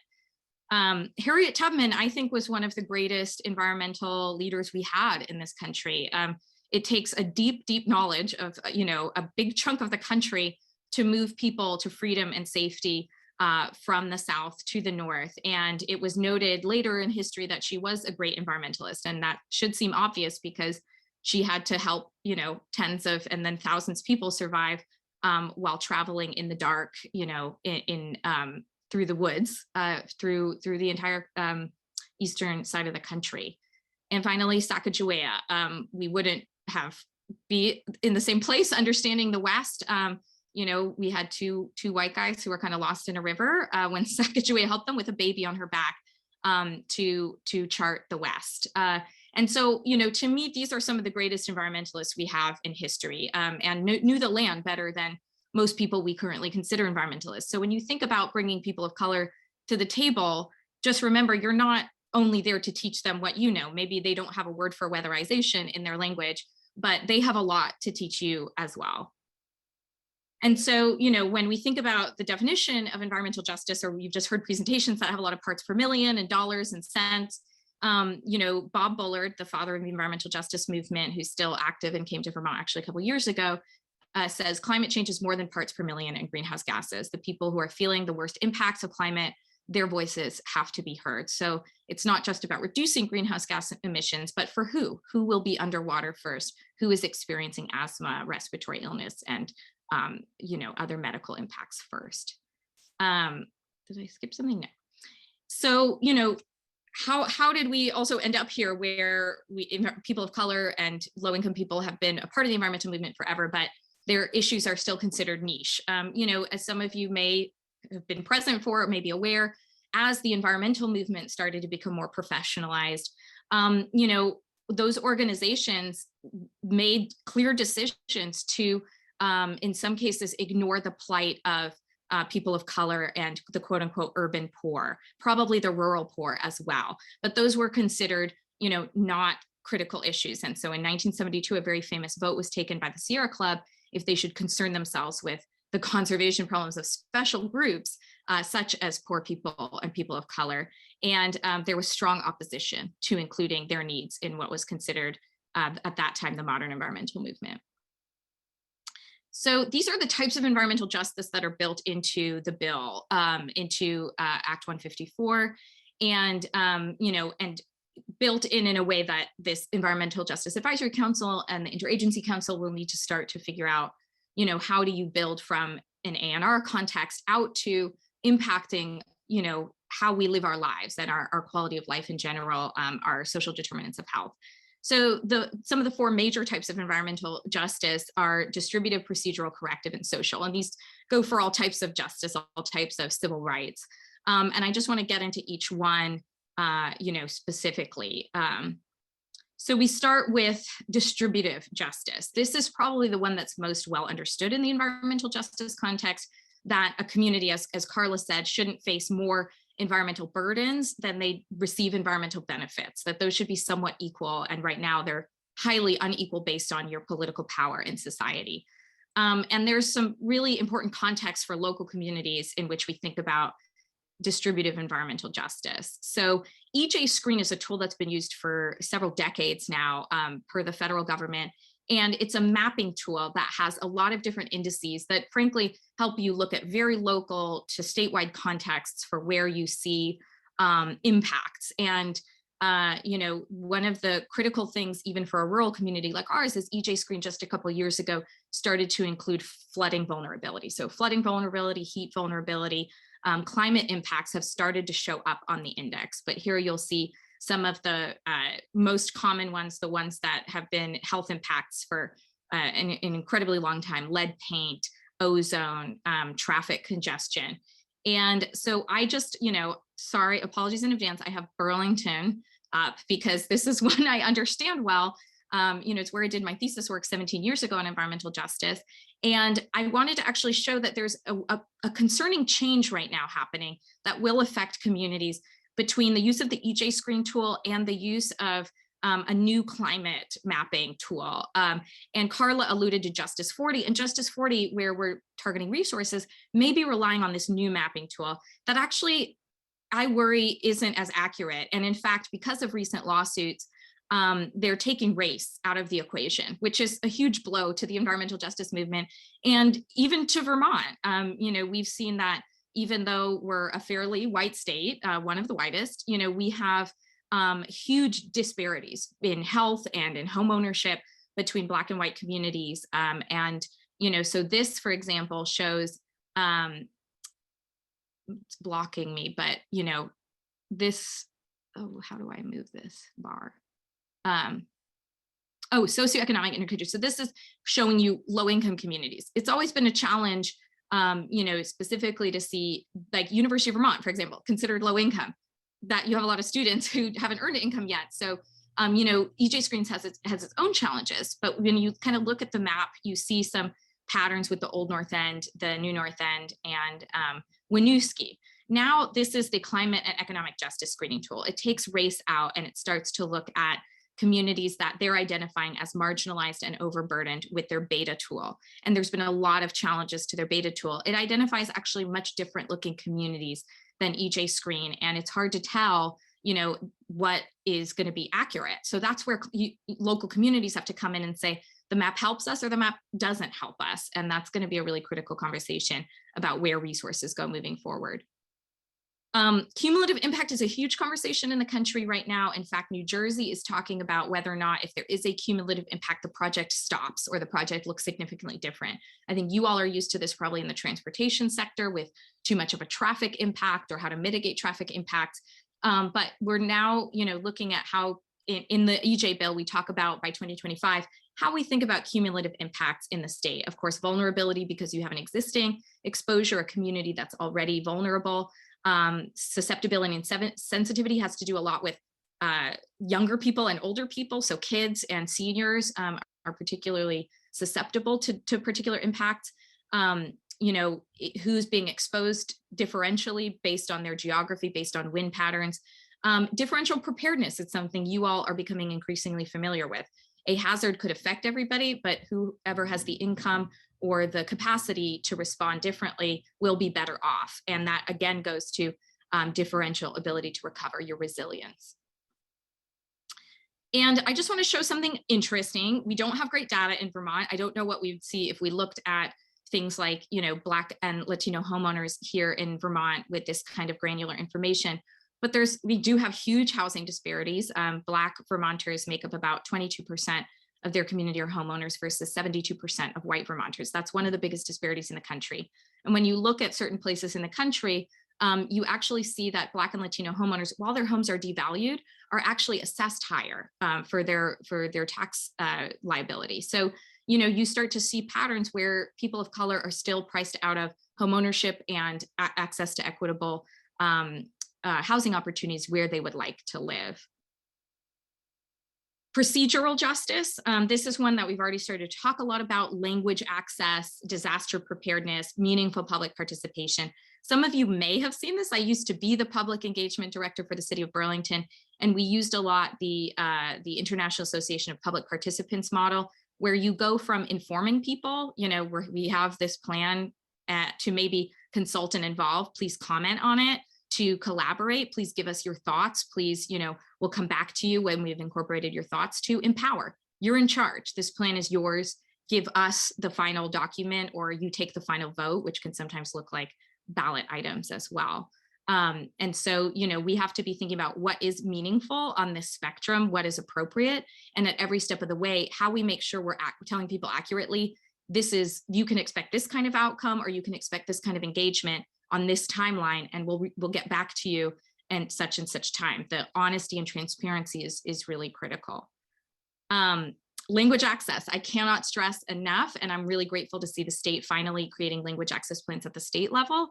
Local communities and counties should know their top 10 languages and should be prepared to accommodate all language requests, but particularly have tools and resources in languages where they know there's a higher level of saturation, and accessibility features on here. We have a lot of outdated TTY systems. We need to make sure that, as many of you probably already know and do, you have up-to-date accessibility systems for those in the blind and deaf community. Corrective justice. This is where we're talking about how we repair harm with the impacts that have already been felt by lower income communities and communities of color, and also think about things like policing reform. And I'll get to that momentarily, but this is where we've tried to actually say some COVID dollars should go to specifically Black communities. They were hit very hard in the pandemic, and there's a history of stolen wealth and stolen value. And even small amounts of money that were set aside for Black people across the country have been challenged. Hence, you see a lot of taking out of race in a lot of our legislation and considerations. You have to have this risk assessment for hazards. That's, when you look at correcting something, you have to look at what is the hazard. This might come up with PFAS and other things. What's the exposure? What's the dosage response that sets our threshold? And how do we characterize and qualify the risk? Who's most impacted? Corrections. I can't tell you how many times I hear my kids weren't able to go outside in the pandemic because their neighbors would have called the police on them. We're the only Black family in the neighborhood or in the housing complex. And I just want to make sure we know this affects Vermont too. Black men make up less than 1% of the population, and sometimes between 10 to 13% of the prison population. That's one of the greatest disparities in incarceration in the country. And so when we look across the country, particularly it has affected, brown people too, but particularly Black people in this country have seen a sharp increase in incarceration. And that affects their environmental experience and their ability to move freely about their communities. Finally, equal access to, this is the civil rights piece. This is where some states are starting to put in their constitution equal access to a healthy environment. And that's something that's the next frontier, the environmental justice movement. Again, I talked about homeownership rates. Do people have equal access to live where they want that's close to their childcare, their workplace? To access homeownership at all, because a lot of those energy programs you heard about are still contingent on owning your own home. And then finally, these social determinants of health, making sure that we think about, this is where rubber meets the road in the community. 10% of your health is your physical environment. Another 40% is what's available to you in your physical environment. So 50% of your health outcomes have nothing to do with your access to healthcare or the behavior that you choose to engage in. They have to do with where you live and what resources are available in your community.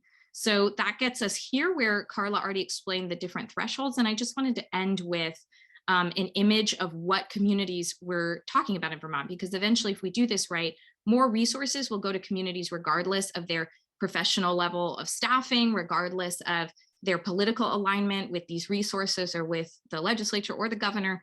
They would go to the communities that have these thresholds, meet these thresholds. So you're talking in purple about places where there are larger populations of people of color, and in blue where you're talking about more people who have limited English proficiency.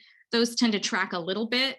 What you see in the blue is more rural places where you have dairy and apple picking and other agriculture, where you have Spanish speaking folks generally. And then the one in yellow is low-income communities, and you start to see the Kingdom and other more rural places represented. And all of these together represent about 55% of the state that often is under-resourced and should be more and more eligible for dollars that help them meet their environmental needs.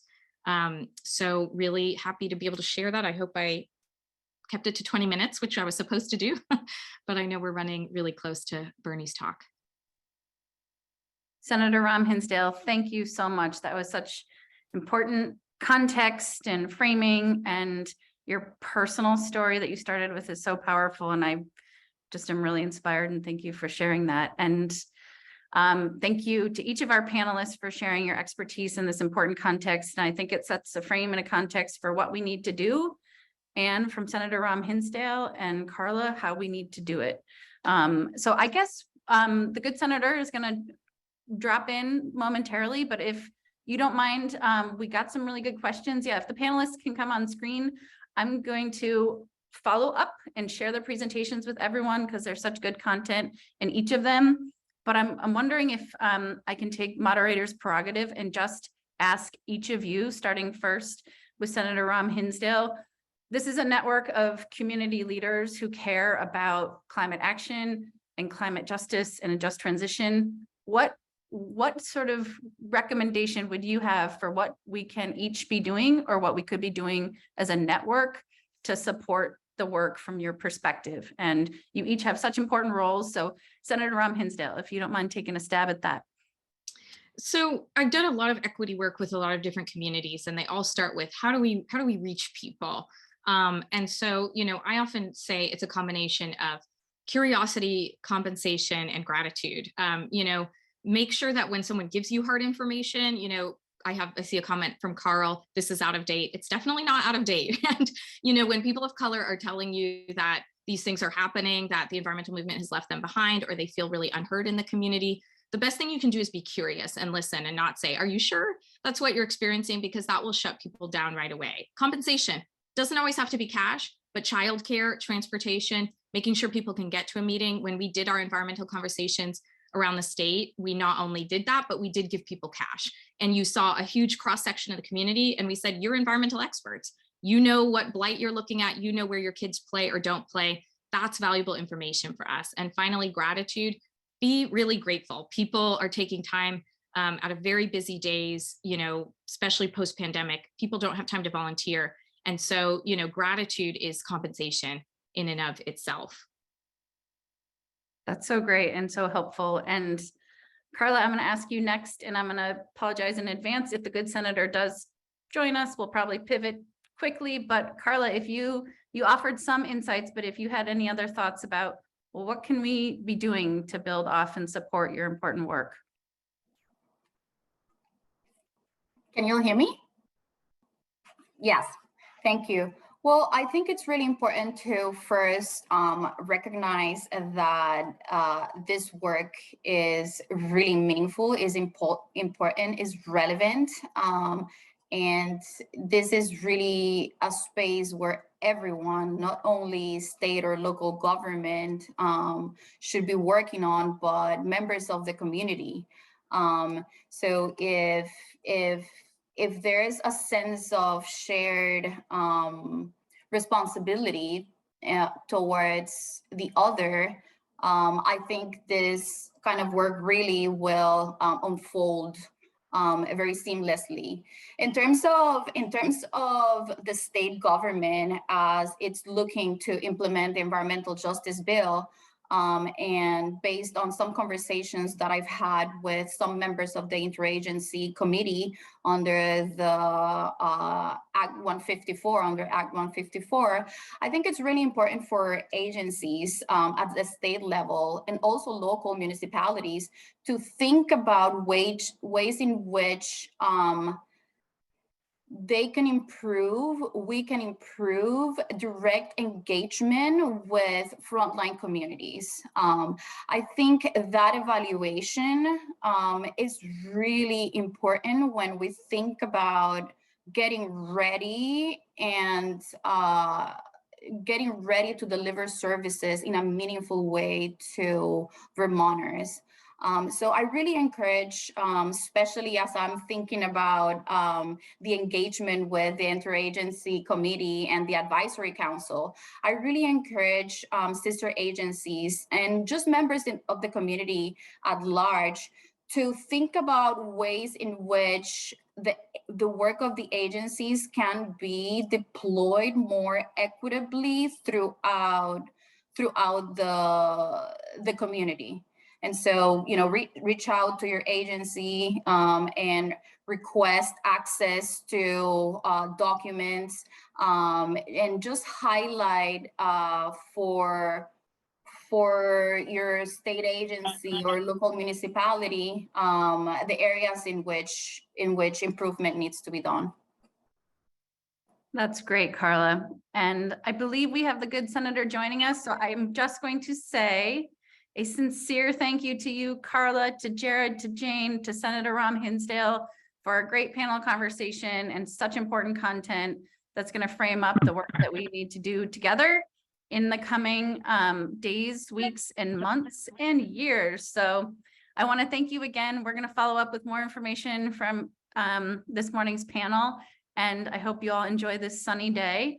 And I'm going to turn and welcome our esteemed U.S. Senator, Bernie Sanders, to join us in this conversation. And Senator Sanders, we're so grateful for your time this morning, and more so for what you are doing as a climate and justice champion in the United States Congress. I think probably a very challenging and frustrating endeavor. But we are so grateful for your service, and we are so grateful to have you here this morning. Senator Sanders, talk to us about what is happening on climate, clean energy, and climate justice work. And welcome.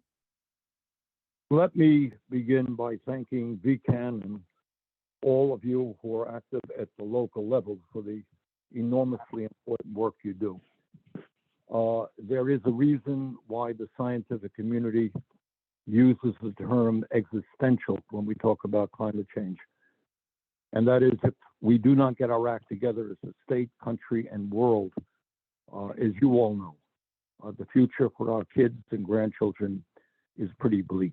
And we're talking about rising sea levels. You're talking about major cities in our country and around the world underwater. You're talking about more drought, where farmers are not going to be able to produce the food that people all over the world need. We're talking about more flooding. We're talking about more extreme weather disturbances, more acidification of the ocean, more disease, more mass migrations of people who are unable to live in area where they can't grow their crops or unclean drinking water. That is the reality that we face, and that is why this is an existential threat. And what complicates this issue is that it would be difficult enough, given the enormous power of the fossil fuel industry in our own country. But this is not an American issue. This is a global issue, and the United States can do all of the right things tomorrow, and it would still not solve the problem if there was not cooperation with China, China is now the major emitter in the world, Russia, with countries all over the world. And given the breakdown in international global geopolitics, the war in Ukraine, the growing Cold War with China, it makes that process more difficult. So we got a lot of work in front of us. But clearly, I think you share with me our goal is to make our small state a leader in transforming our energy system away from fossil fuel into energy efficiency and sustainable energy, doing everything that we can to move our country in the right direction. And become an example for the rest of the world of what has got to happen. The bad news, obviously, is the threat of climate change gets worse. You're familiar with UN reports and other international organizations telling us that the planet is falling, the international community is falling further and further behind the goals that we have got to achieve. That's the bad news. The good news, I think, and there's a lot of good news, is that if we compare where we are today in terms of public consciousness in the United States and around the world, and often led by young people, I should say, there is no question that far more people in America and in other countries understand the threat of climate change and are demanding action to save the planet. All of you are familiar, I am sure, with the so-called Inflation Reduction Act, which really not much to do with inflation, but it did provide $300 billion in investments in clean energy and energy efficiency. And that is, as you all know, by far the largest investment ever made by Congress in those areas. And some of the provisions that'll help our state are nearly $60 million coming in for weatherization and electrification. And that will be included in that will be rebates for heat pumps and other efficient appliances. There is a fund of $20 billion nationally for gas reduction, and that will create a green bank to help finance energy projects. I worked hard. One of the provisions in it that I got in was $7 billion nationally, which will go primarily to solar rooftops. And that will be for low income and middle income households. And the goal there is to see that over a 10-year period, we have up to 10 million residential solar installations taking place all over the country. There's also, in addition to the Inflation Reduction Act, the infrastructure bill that was passed has a lot of money for energy-related issues, including the Energy Efficiency Conservation Block Grant Program, which has helped Vermont in the past, and we've increased funding for that. The Weatherization Assistance Program, the State Energy Program, and so forth. So, truth is, there's going to be a lot of money coming into the state for energy efficiency and sustainable energy. I think the role that you play, that VECAN plays, is enormously important because we have got to smash through the bureaucracies in Washington and in Montpelier and make sure that the money that is allocated gets out to the people who need it as efficiently, effectively, and as rapidly as we possibly can. And I know that you guys are out there working in your local communities, you're knocking on doors, but it is terribly important that ordinary people, low-income, working-class people, understand what is available. It's terribly important that we get the money that comes from Washington into Montpelier, out of Montpelier into the communities as quickly as possible, and you play a role in that.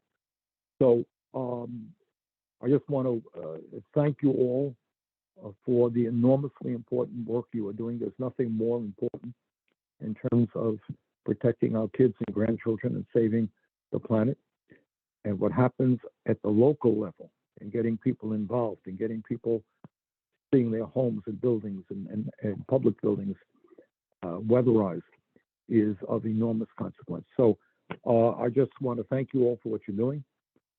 I am on 2 committees that deal with energy and environmental issues in Washington, so I'm playing an active role. We look forward to hearing from you.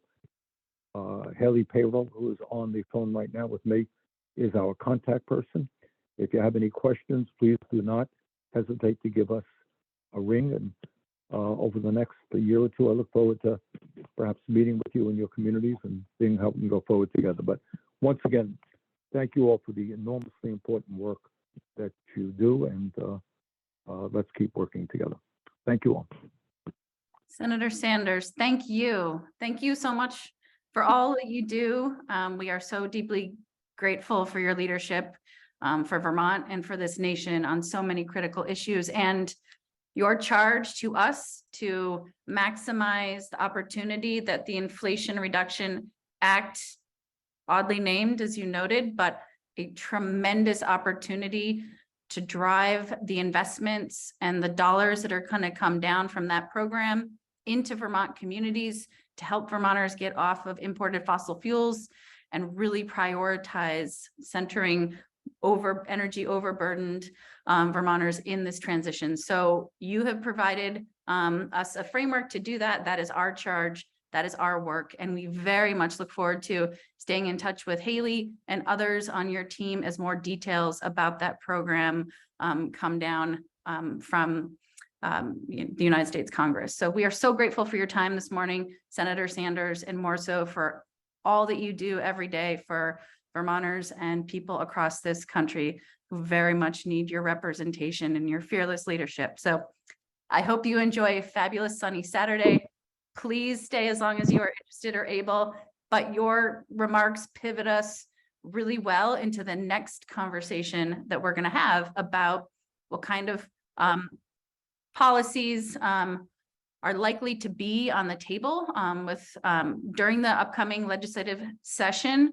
It's a really important and exciting moment. And we have an opportunity to do, as the good senator just noted, maximize the Inflation Reduction Act and other programs that were established through the federal government and really help Vermonters begin to pivot. So without further ado, I'm going to turn the stage over to Lauren Hurl. Lauren is the Executive Director of Vermont Conservation Voters, and Lauren is going to set a frame and moderate the conversation about the legislative look forward. So take it away, Lauren. And really quickly, I would just underscore for folks that we're going to have the conversation for about the next 35, 40 minutes with our legislative leaders focused on the state policy landscape. And then we really hope that you will stay with us to talk about and dig into, through small breakouts, what we can be doing. And we really want to hear from you. So it's my hope that you stay with us a little longer. And I'm going to turn it over to Lauren, and deep gratitude to Senator Andrew Perchlik and Representative Gabrielle Stebbins for lending your time and expertise this morning. So take it away, Lauren. Thanks so much. Great, thanks. And can you hear me okay? Just a little thumbs up. But great, excellent. So it is so great to be with you all, and I'm honored, and it's a little intimidating to be following the incomparable Senator Sanders, and it looks like he dropped off, but just big thanks to the senator for all that he does, because it's really exciting that for the first time in the decade plus that I've been coming to the VECAN conference, that I'm able to queue up our state policy conversation after the federal government finally made the most significant investments in climate action history, as Senator Sanders was just describing. And having a champion like Senator Sanders on our side, who is setting the bar high for action, is so critical. We know how much leadership matters. And it's also, that win was such a huge testament to the climate activism that so many folks here and our counterparts around the country have been doing for so long. So something I think we in the climate movement don't do enough is taking a moment to celebrate. So just pause for a second, and having that springboard for action is huge. So yay. So my name is Lauren Hurl, and I'm the Executive Director of Vermont Conservation Voters. And for those unfamiliar, VCV is a statewide, nonpartisan, nonprofit organization that works to help elect pro-environment candidates. We advocate for strong environmental policies and hold lawmakers accountable once in office. And I'm really delighted to be joined today by two wonderful allies, Senator Andrew Perchlik and Representative Gabrielle Stebbins. And both of these legislators have deep professional expertise in the clean energy and climate action space. They are both effective legislators championing climate policies in the State House, and they are both on the leadership team of the Legislative Climate Solutions Caucus. So it's really wonderful to be joined by them. Thank you to both of them for being with us. And briefly, before turning it over to Senator Perchlik and then Representative Stebbins, I wanted to provide a little brief context of what is the lay of the land that we'll be walking into in the 2023 State House, so that our great legislators can just focus on the big policy priorities that we'll be working on. So, we saw a huge number of retirements coming out of this past legislative session, including a lot of really amazing longtime climate champs. So, we were a little nervous about what 2023 might look like, but we, groups like VCV and VPIRG Votes and allies did a lot of work trying to identify, recruit, train, and help elect climate allies. So, as part of the climate movement, one of the things we do is, we knocked on tens of thousands of doors, sent mail, made phone calls, and really worked to support pro-climate candidates. And luckily, we saw a lot of success. First and foremost, a really impressive group of candidates stepped up to run, including returning champs like we have with us today, and some great colleagues of theirs, but also some really wonderful new folks who are going to bring new energy, ideas, enthusiasm, and their own expertise to these conversations at the State House. At the statewide level, of course, Governor Scott was reelected as expected. We've got some great climate allies in offices like Lieutenant Governor with David Zuckerman, Sarah Copeland-Hansis as our Secretary of State, Charity Clark as AG, and Mike Pichak as Treasurer. Vermonters elected 109 Democratic and progressive lawmakers to the House and 23 Democratic and progressive senators, meaning we have the opportunity to potentially override vetoes, which requires 100 House votes, Senate votes. And it's exciting to note that these majorities include the most BIPOC and most out LGBTQ plus lawmakers ever. And it's worth noting that this strong majority was elected despite a really overwhelming anti-climate action campaign by the Vermont GOP. And, their top message was that climate action is too expensive. We can't afford to act. They had, little sample postcards they were giving their members focused on an anti-climate message. There was real blatant climate denial in some things. I don't know, some people have seen that there was an ad in the Addison Independent that was talking about how CO2 is a great thing for, growing crops and all of that. So, it was just really blatant anti-climate work, and these folks lost more seats than ever before. So, we saw great outcomes in the legislature this election. I do want to caution that, the numbers look great, but veto overrides are really hard. You need to pull together a coalition of support from progressives to moderates, from all types of communities in all parts of the state. So it's really challenging. So, we can't assume coming in and can just pass any kind of bill we want. Legislation is always ultimately a compromise. And as advocates, the community, we're really pushing to get the strongest possible climate bill that we can get enacted. And we're focusing on pushing for bills to be accountable to driving down greenhouse gas pollution in affordable and equitable ways, and supporting policies that will promote more resilient communities. So I think we have a lot of reason for optimism and momentum. I think Vermont voters sent a clear mandate to lawmakers to act on climate. We've seen House and Senate leadership identify climate action as a top 2023 priority. We've got a climate action plan that gives us a blueprint of what we need to do, and we've been taking steps. And we've got this significant federal funding to put towards climate initiatives. So I think it's overall a bright day, and it's going to take all of us continuing to push hard for action, really working to build relationships with so many new legislators and underscoring why climate action is so important. And so that's kind of what we're coming into from my perspective. And please continue to put your questions in the chat, and we'll try to get to as many of them as we can. We do have some time for Q&A at the end. And I'm now going to turn it over first to Senator Andrew Perchlik to give us a look ahead to 2023 climate policy priorities. Thank you, Senator. Great. Thank you, Lauren. It's great to be here. Thanks for doing this once again. It's always great. I miss being at Lake Moraine, but glad we're all saving energy, staying at home. So my understanding, I'm going to give a little talk from my perspective in the Senate, and what from the Climate Caucus, what we know is happening on electricity and transportation issues. Then I'll hand it over to Representative Stebbins, and then we'll try to leave as much time for questions and discussion. So on electricity, which is our least concern as far as greenhouse gases, but still important as we electrify things, we want to make sure we have a clean electric portfolio. So we have the renewable energy standard, which caps out at 75% renewable. We want to move that to 100%. And there's going to be a lot of debate. Other than that, there's a lot of agreement on moving to 100%, and that we could do that by as soon as 2030.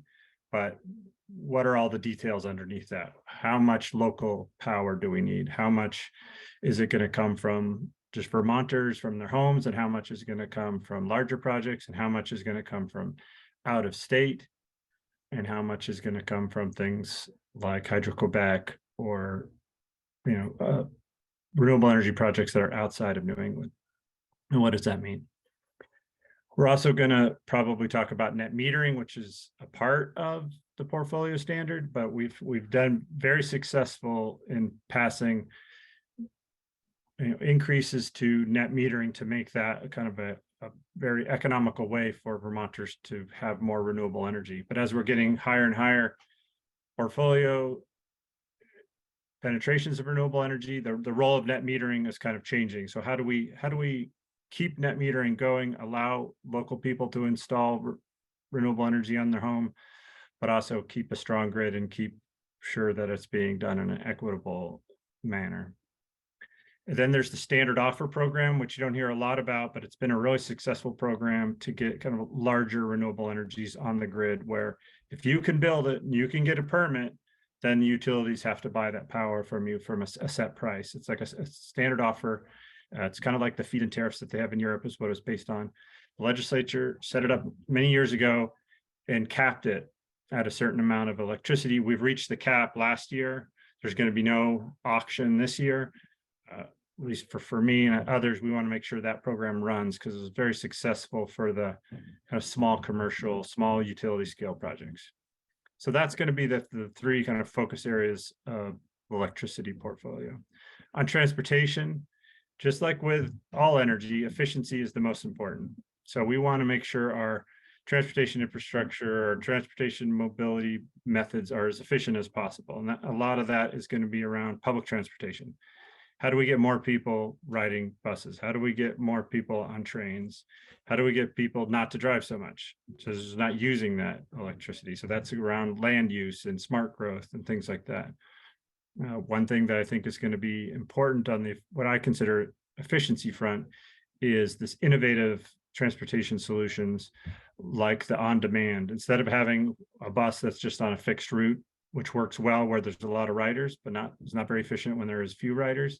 How do we do on-demand, and how do we do that in an equitable way? There's several pilot in Montpelier. There's several other pilots going to start this next year, and we're going to talk a lot about that and how we can keep that funding going.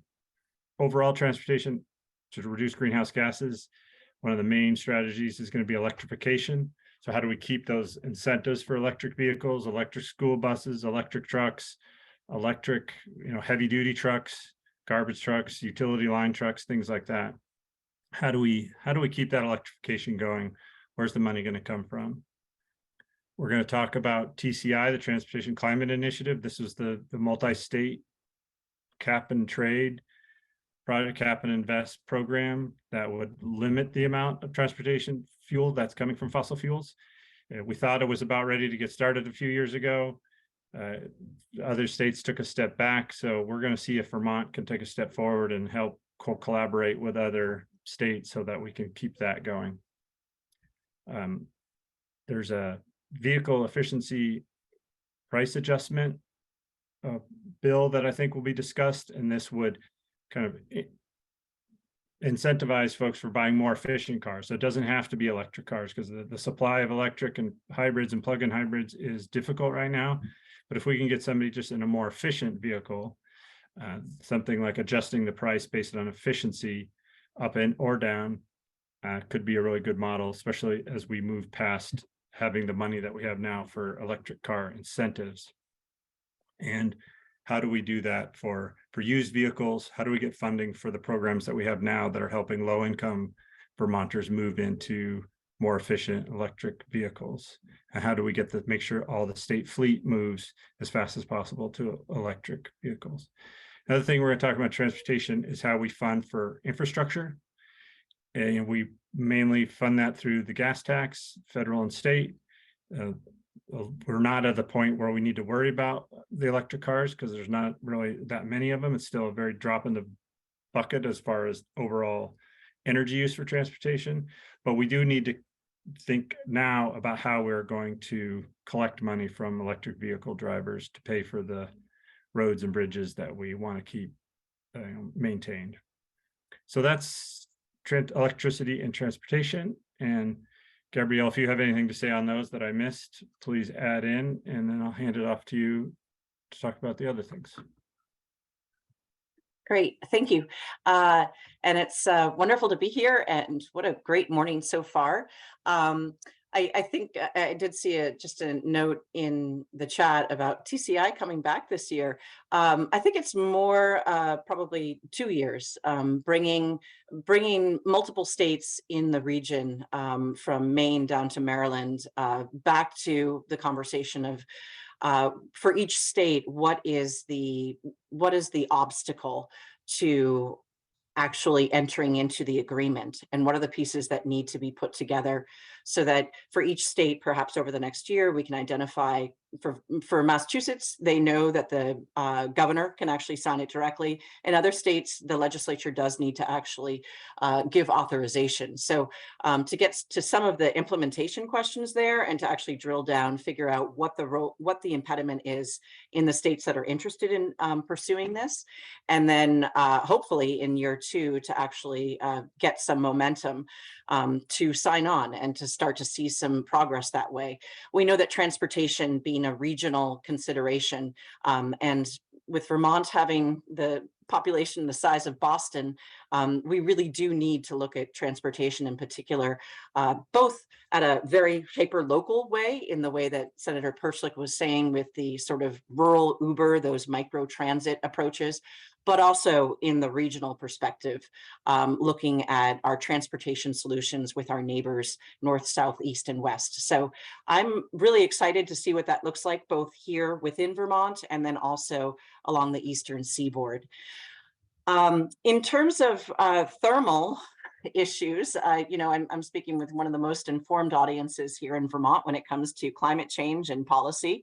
As you all know, Vermont's Global Warming Solutions Act requires that greenhouse gas emissions from the thermal side of things, how we heat our buildings and hot water, we're supposed to be reducing by 15% from our 2018 levels by 2025. So that's 3 years from now. And then by 40% by 2030 and 80% by 2050. And as many of you know, we did have quite a bit of work done on a clean heat standard last year. For those of you not familiar or just joining in, a clean heat standard is somewhat like what Senator Perchlik was referring to with regards to a renewable energy standard or renewable portfolio standard, in the sense that it's essentially a performance standard. It requires fossil fuel corporations and utilities that sell heating fuels in Vermont to essentially reduce their climate pollution over time, in line with those Global Warming Solutions Act requirements. And suppliers of fossil fuels, they could do this either by meeting that performance standard themselves, so offering heat pumps, offering weatherization, or they could pay into a compliance fee or pay for work to be done by others that help Vermonters to shift into cleaner heating options. And the goal here is really to make it a market-driven approach, as opposed to to bring all the businesses that are currently offering these services to move the market so that Vermonters are saving money, saving energy, and becoming more comfortable. The bill went through quite a bit of work last year. It's pretty phenomenal how much work it did go through, considering the fact that the concept of a clean heat standard really only started up in like 2020. Chair Briglin did phenomenal work over about 9-10 months, bringing many, many people to the table. Ultimately, the bill died in the veto override vote in the House by 1 vote. Which just goes to what Lauren was saying earlier of how exciting it is to see what our numbers are in the House. It seems like such an inside baseball game to really count numbers, but it really makes such a difference to actually have the numbers in the building so that you can really move things in the event that there are differences of opinion between the administration and the Senate and the House. I did just see a comment about the chat. So one of my other co-chair hats, I am co-chair of another Energy Action Network working group focused on developing a climate workforce here in Vermont. As we know, we have many, many goals, but not enough workers to do this work. So just for folks who are interested in learning more about the climate workforce, you could Google Energy Action Network, Vermont Climate Workforce. There are a lot of bad news and depressing things about climate change. There are also some wonderful opportunities here in terms of really growing a workforce that pays good livable job, good livable salaries, that you don't necessarily need to go to a 4-year college degree and then another 2-year postgraduate degree. So take a look at what we're working on. And if you're interested in participating, that'd be great. We're working with quite a few different educational institutions, employees, employers throughout Vermont to identify how best to grow the climate workforce here in Vermont. Long story short, going back to Clean Heat Standard, it is likely we will see a modified version of last year's bill. There has been a stakeholder working group meeting for many hours over many months to sort of hone in on what some of the challenges and concerns were from the last year's bill. In particular, digging in more so in terms of which forms of biofuels, which forms of various bioheating sources could be as part of the Clean Heat Standard, and how those are calculated in terms of whether or not they're considered part of the Clean Heat Standard or not. I have not been part of those stakeholder conversations, but I understand that they have been making progress in terms of identifying ways to move forward. Biofuels, having just worked on a paper in my day job on this, it's quite an array of positives and negatives. For example, if you're taking some of the fossil fuels from like dairy farms, pig farms, you can actually see an improvement in terms of emissions. Other forms of biofuels, not so much. So that is some of the areas that the Clean Heat Standard Working Group has been discussing over the last several months. I have not seen a version of this bill, but I suspect we will all be seeing it sometime in January. There are other efforts also with regards to how we heat and cool our buildings. There are efforts underway to pick up on what we've been discussing for quite some time in the Comprehensive Energy Plan about the state of Vermont leading by example, such that, for example, all new state buildings, new construction after a certain time period would not be using any form of fossil fuel heating. So there are other ideas in terms of how we can keep moving the needle in the thermal realm. But I do suspect the majority of the conversation will be around a modified Clean Heat Standard, and we'll see where that goes. In terms of other areas, you know, climate change, one of the things that's amazing about the Climate Action Plan is it really did hit on so many avenues and perspectives that need to be considered. Land use, Act 250, where we build, how we build, do we build up? How do we make sure we're not building in floodplains? But then how do we incentivize and drive denser development? There was quite a bit of work done last year on both revising the Act 250 process, but then also directing the type of development that we want to see. As many of us know, we know that we have a phenomenal shortfall in housing. We can't reach our Global Warming Solutions Act requirements if we don't have people who can do the work. If the people don't have a place to live, we have another problem. So what I find probably one of the most challenging, but also the most interesting parts of this work is how you hold at times competing interests, because we do need to conserve land. We're likely to see more approaches. Again, last year we had a 30 by 30 bill. We're likely to see more bills focused on biodiversity as well, because that is critical. And we did have a bill last year on protecting our old growth forests. We're going to need to hand and hold, you know, competing elements at the same time in terms of where we build, how we build, but then also where we preserve and how we preserve. So we will definitely be seeing an updated sort of Act 250, where to build housing, denser development language. There is a person in the House side who's been working similar to the Clean Heat Standard for several months on redefining the bill that again also did not pass a veto last year, but would have really provided great guidance to developers, planners, cities, and towns as to how to balance the multiple prerogatives that we hold as a society. And I think with that, it's probably most interesting to pass to Q&A and discussion. Great. Thank you both. We've been trying to capture a lot of great questions, as always, from this group.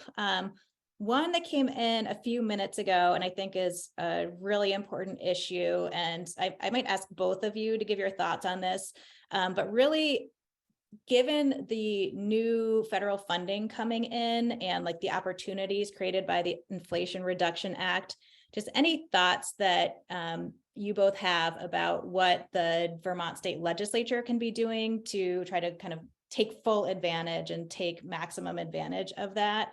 I don't know if either of you are eager to jump in first. Looks like you turned off here. Go ahead, Representative Stebbins. Thanks.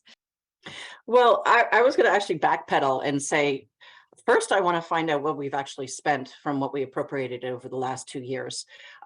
Depending on it, there were about 6 or 7 different federal acts with phenomenal amounts of funds coming our way. Depending on which act it was, some of the funds had to be expended, immediately, and some of them had a 1, 2, 3 year time frame that you could, spread it out over. For a variety of reasons, what I've heard is that quite a bit of those funds, or not quite a bit, but some of the funds have not actually made it out the door.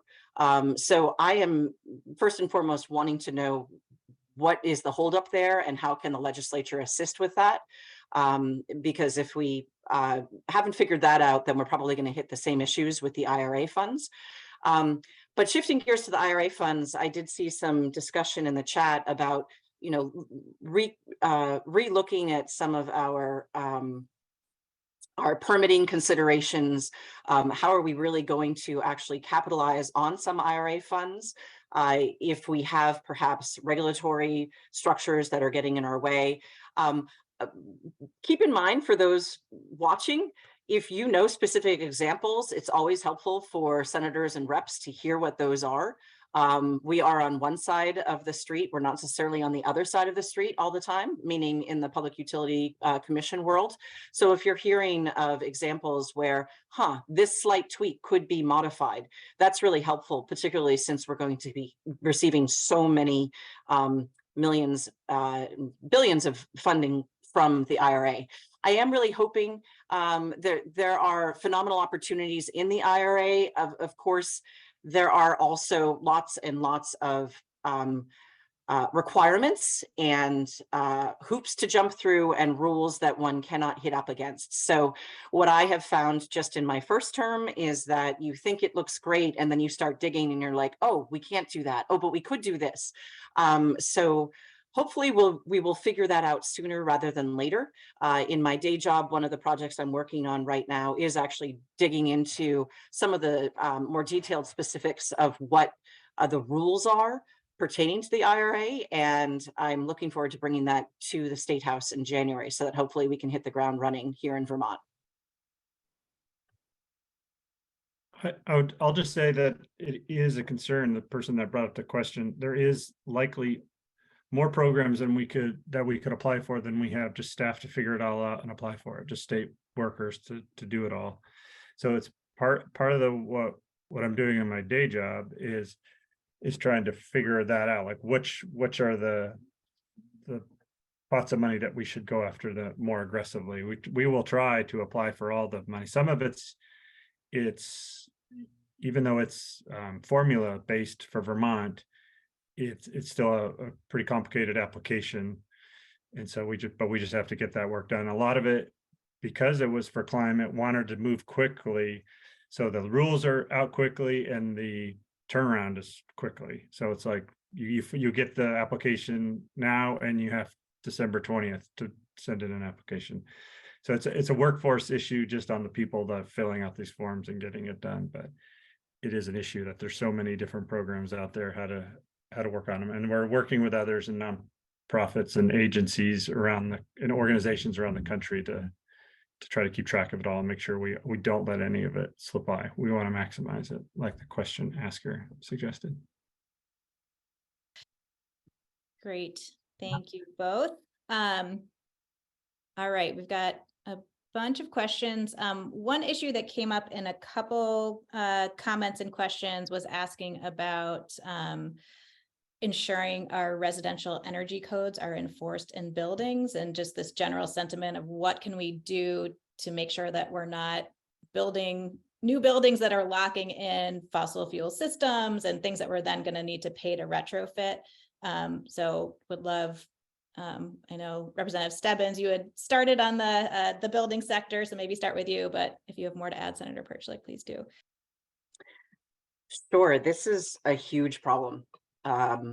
We have language in one of our comprehensive energy plans that by 2030, we will have new construction be net zero by design. I think that's the language, roughly.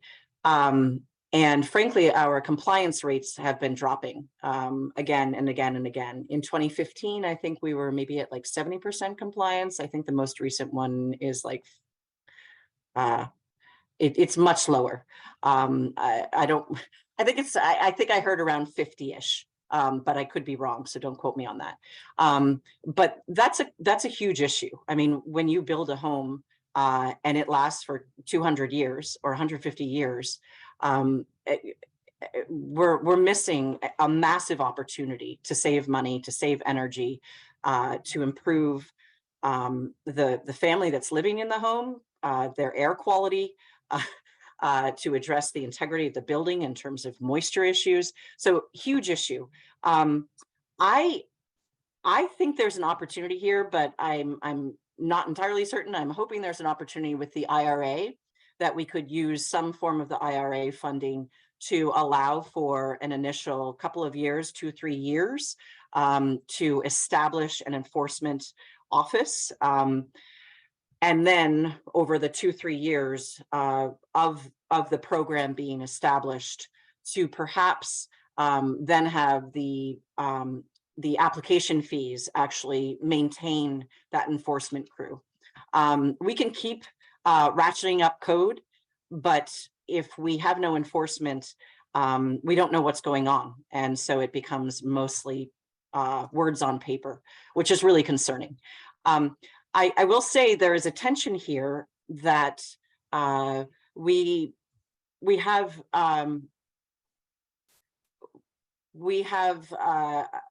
and there are many ways in which the legislature works well with the governor, but we have a relationship with the governor in which the governor has not wanted to grow the government.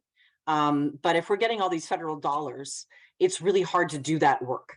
And to Senator Perchlik's point, part of the reason why we haven't been able to get some of the COVID-related dollars out the door is because we don't have enough bodies doing that work, is what I'm hearing from on the ground. So I'm a little worried that there might be pushback to have a new office that would actually enforce code, because there has been that historic sort of desire to not grow the government further, which I understand and I respect. But on the other hand, we have gobs, $2 billion, $3 billion coming our way. And this is once in a lifetime. We need to harness this. So huge issue, interested in figuring out a solution to it, because we really do need to actually make sure that our all new construction, particularly as we're talking about gobs and gobs and gobs of new housing, that it's done up to code.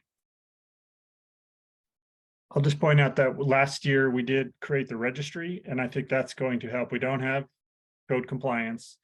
I don't know if it's as low in the 50s. It is low. It goes up and down. I think this year they're going to do a new report to show what the latest, I don't think it's public yet, from the Department of Public Service. You go to their website and see the code. I think they published the compliance reports from prior efforts. But now, before we didn't know who the people were doing this work. So we have the construction worker registry. So we will be able to send out, here is the code, because a lot of folks working in the building sector don't even know we have a residential building code. Don't know that they're supposed to be getting the certificate.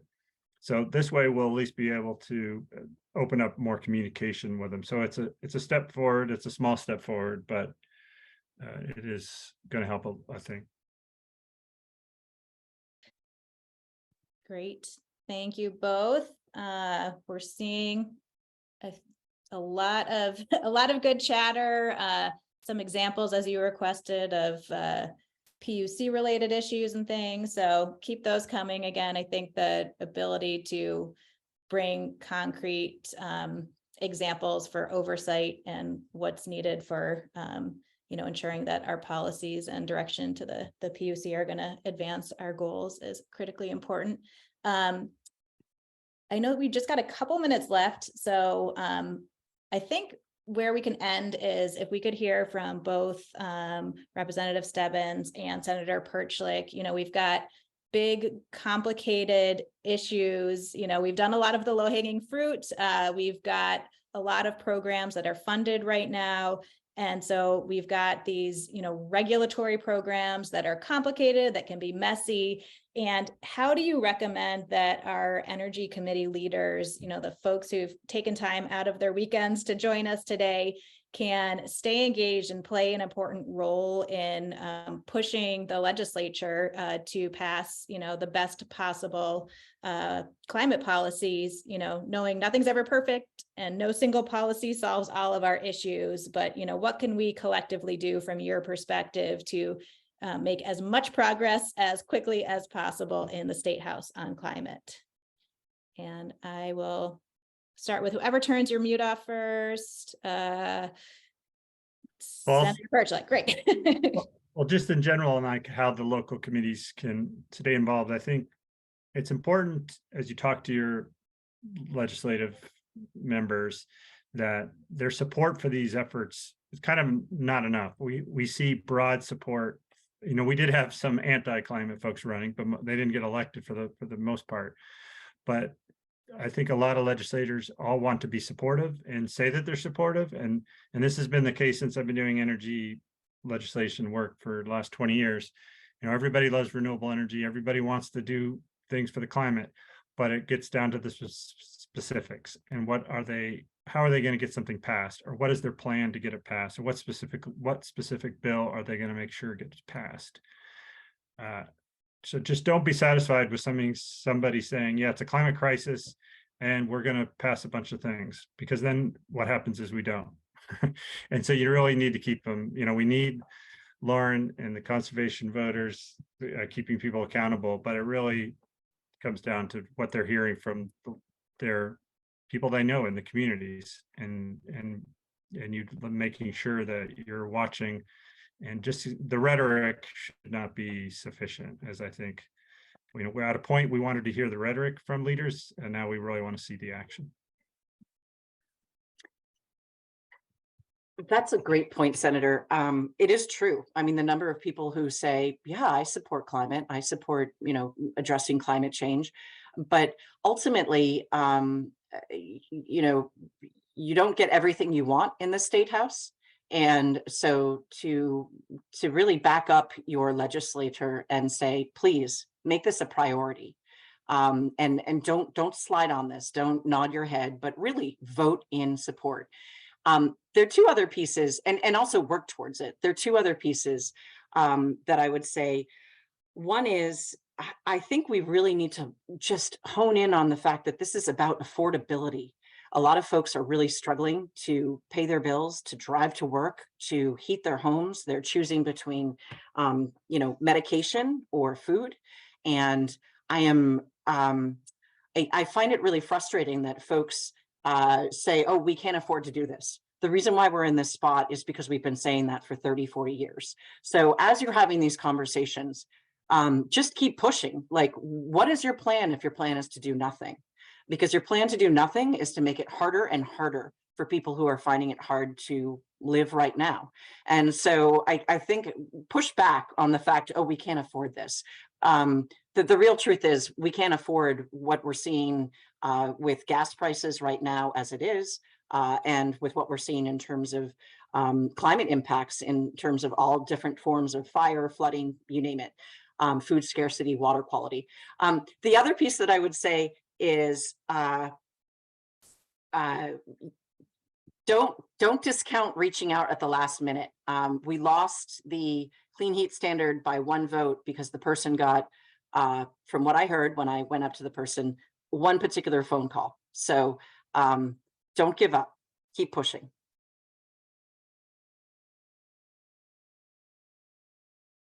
So much again. Thank you to the VECAN team for organizing this conversation, and please reach out anytime. I'm sure any of us on this panel would happily continue to answer questions offline, and all of us together, again, I'm really optimistic. There's some great enthusiasm and momentum, and we need to keep it up and keep pushing for ambitious climate action. So I'll turn it back over to Joey. Thank you. And thank you so much, Representative Stebbins and Senator Perchlik.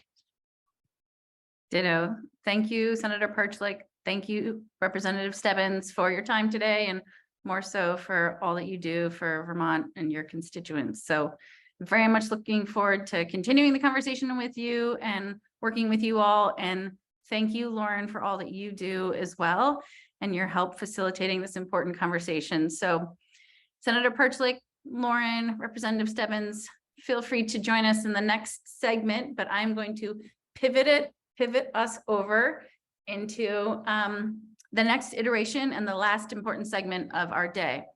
So we have been throwing a lot at you. Hopefully it's not inundating you, but instead providing a context that I think is important for all of us as we do this work individually and collectively.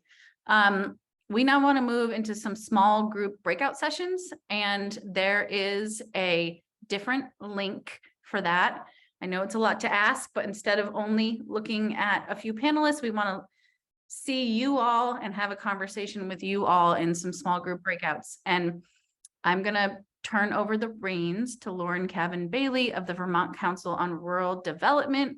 It's one of our critical and core partners at VECAN in moments, but please find this link here. And Greta, if you drop it in just one more time, and this is also should have come in an email to you, but we're going to move over into a webinar version of Zoom so that we can see your lovely faces and have a conversation in small breakout. So I'm going to click on this this link right now. I hope you will as well. And we'll see you over there in just a minute. Thanks so much.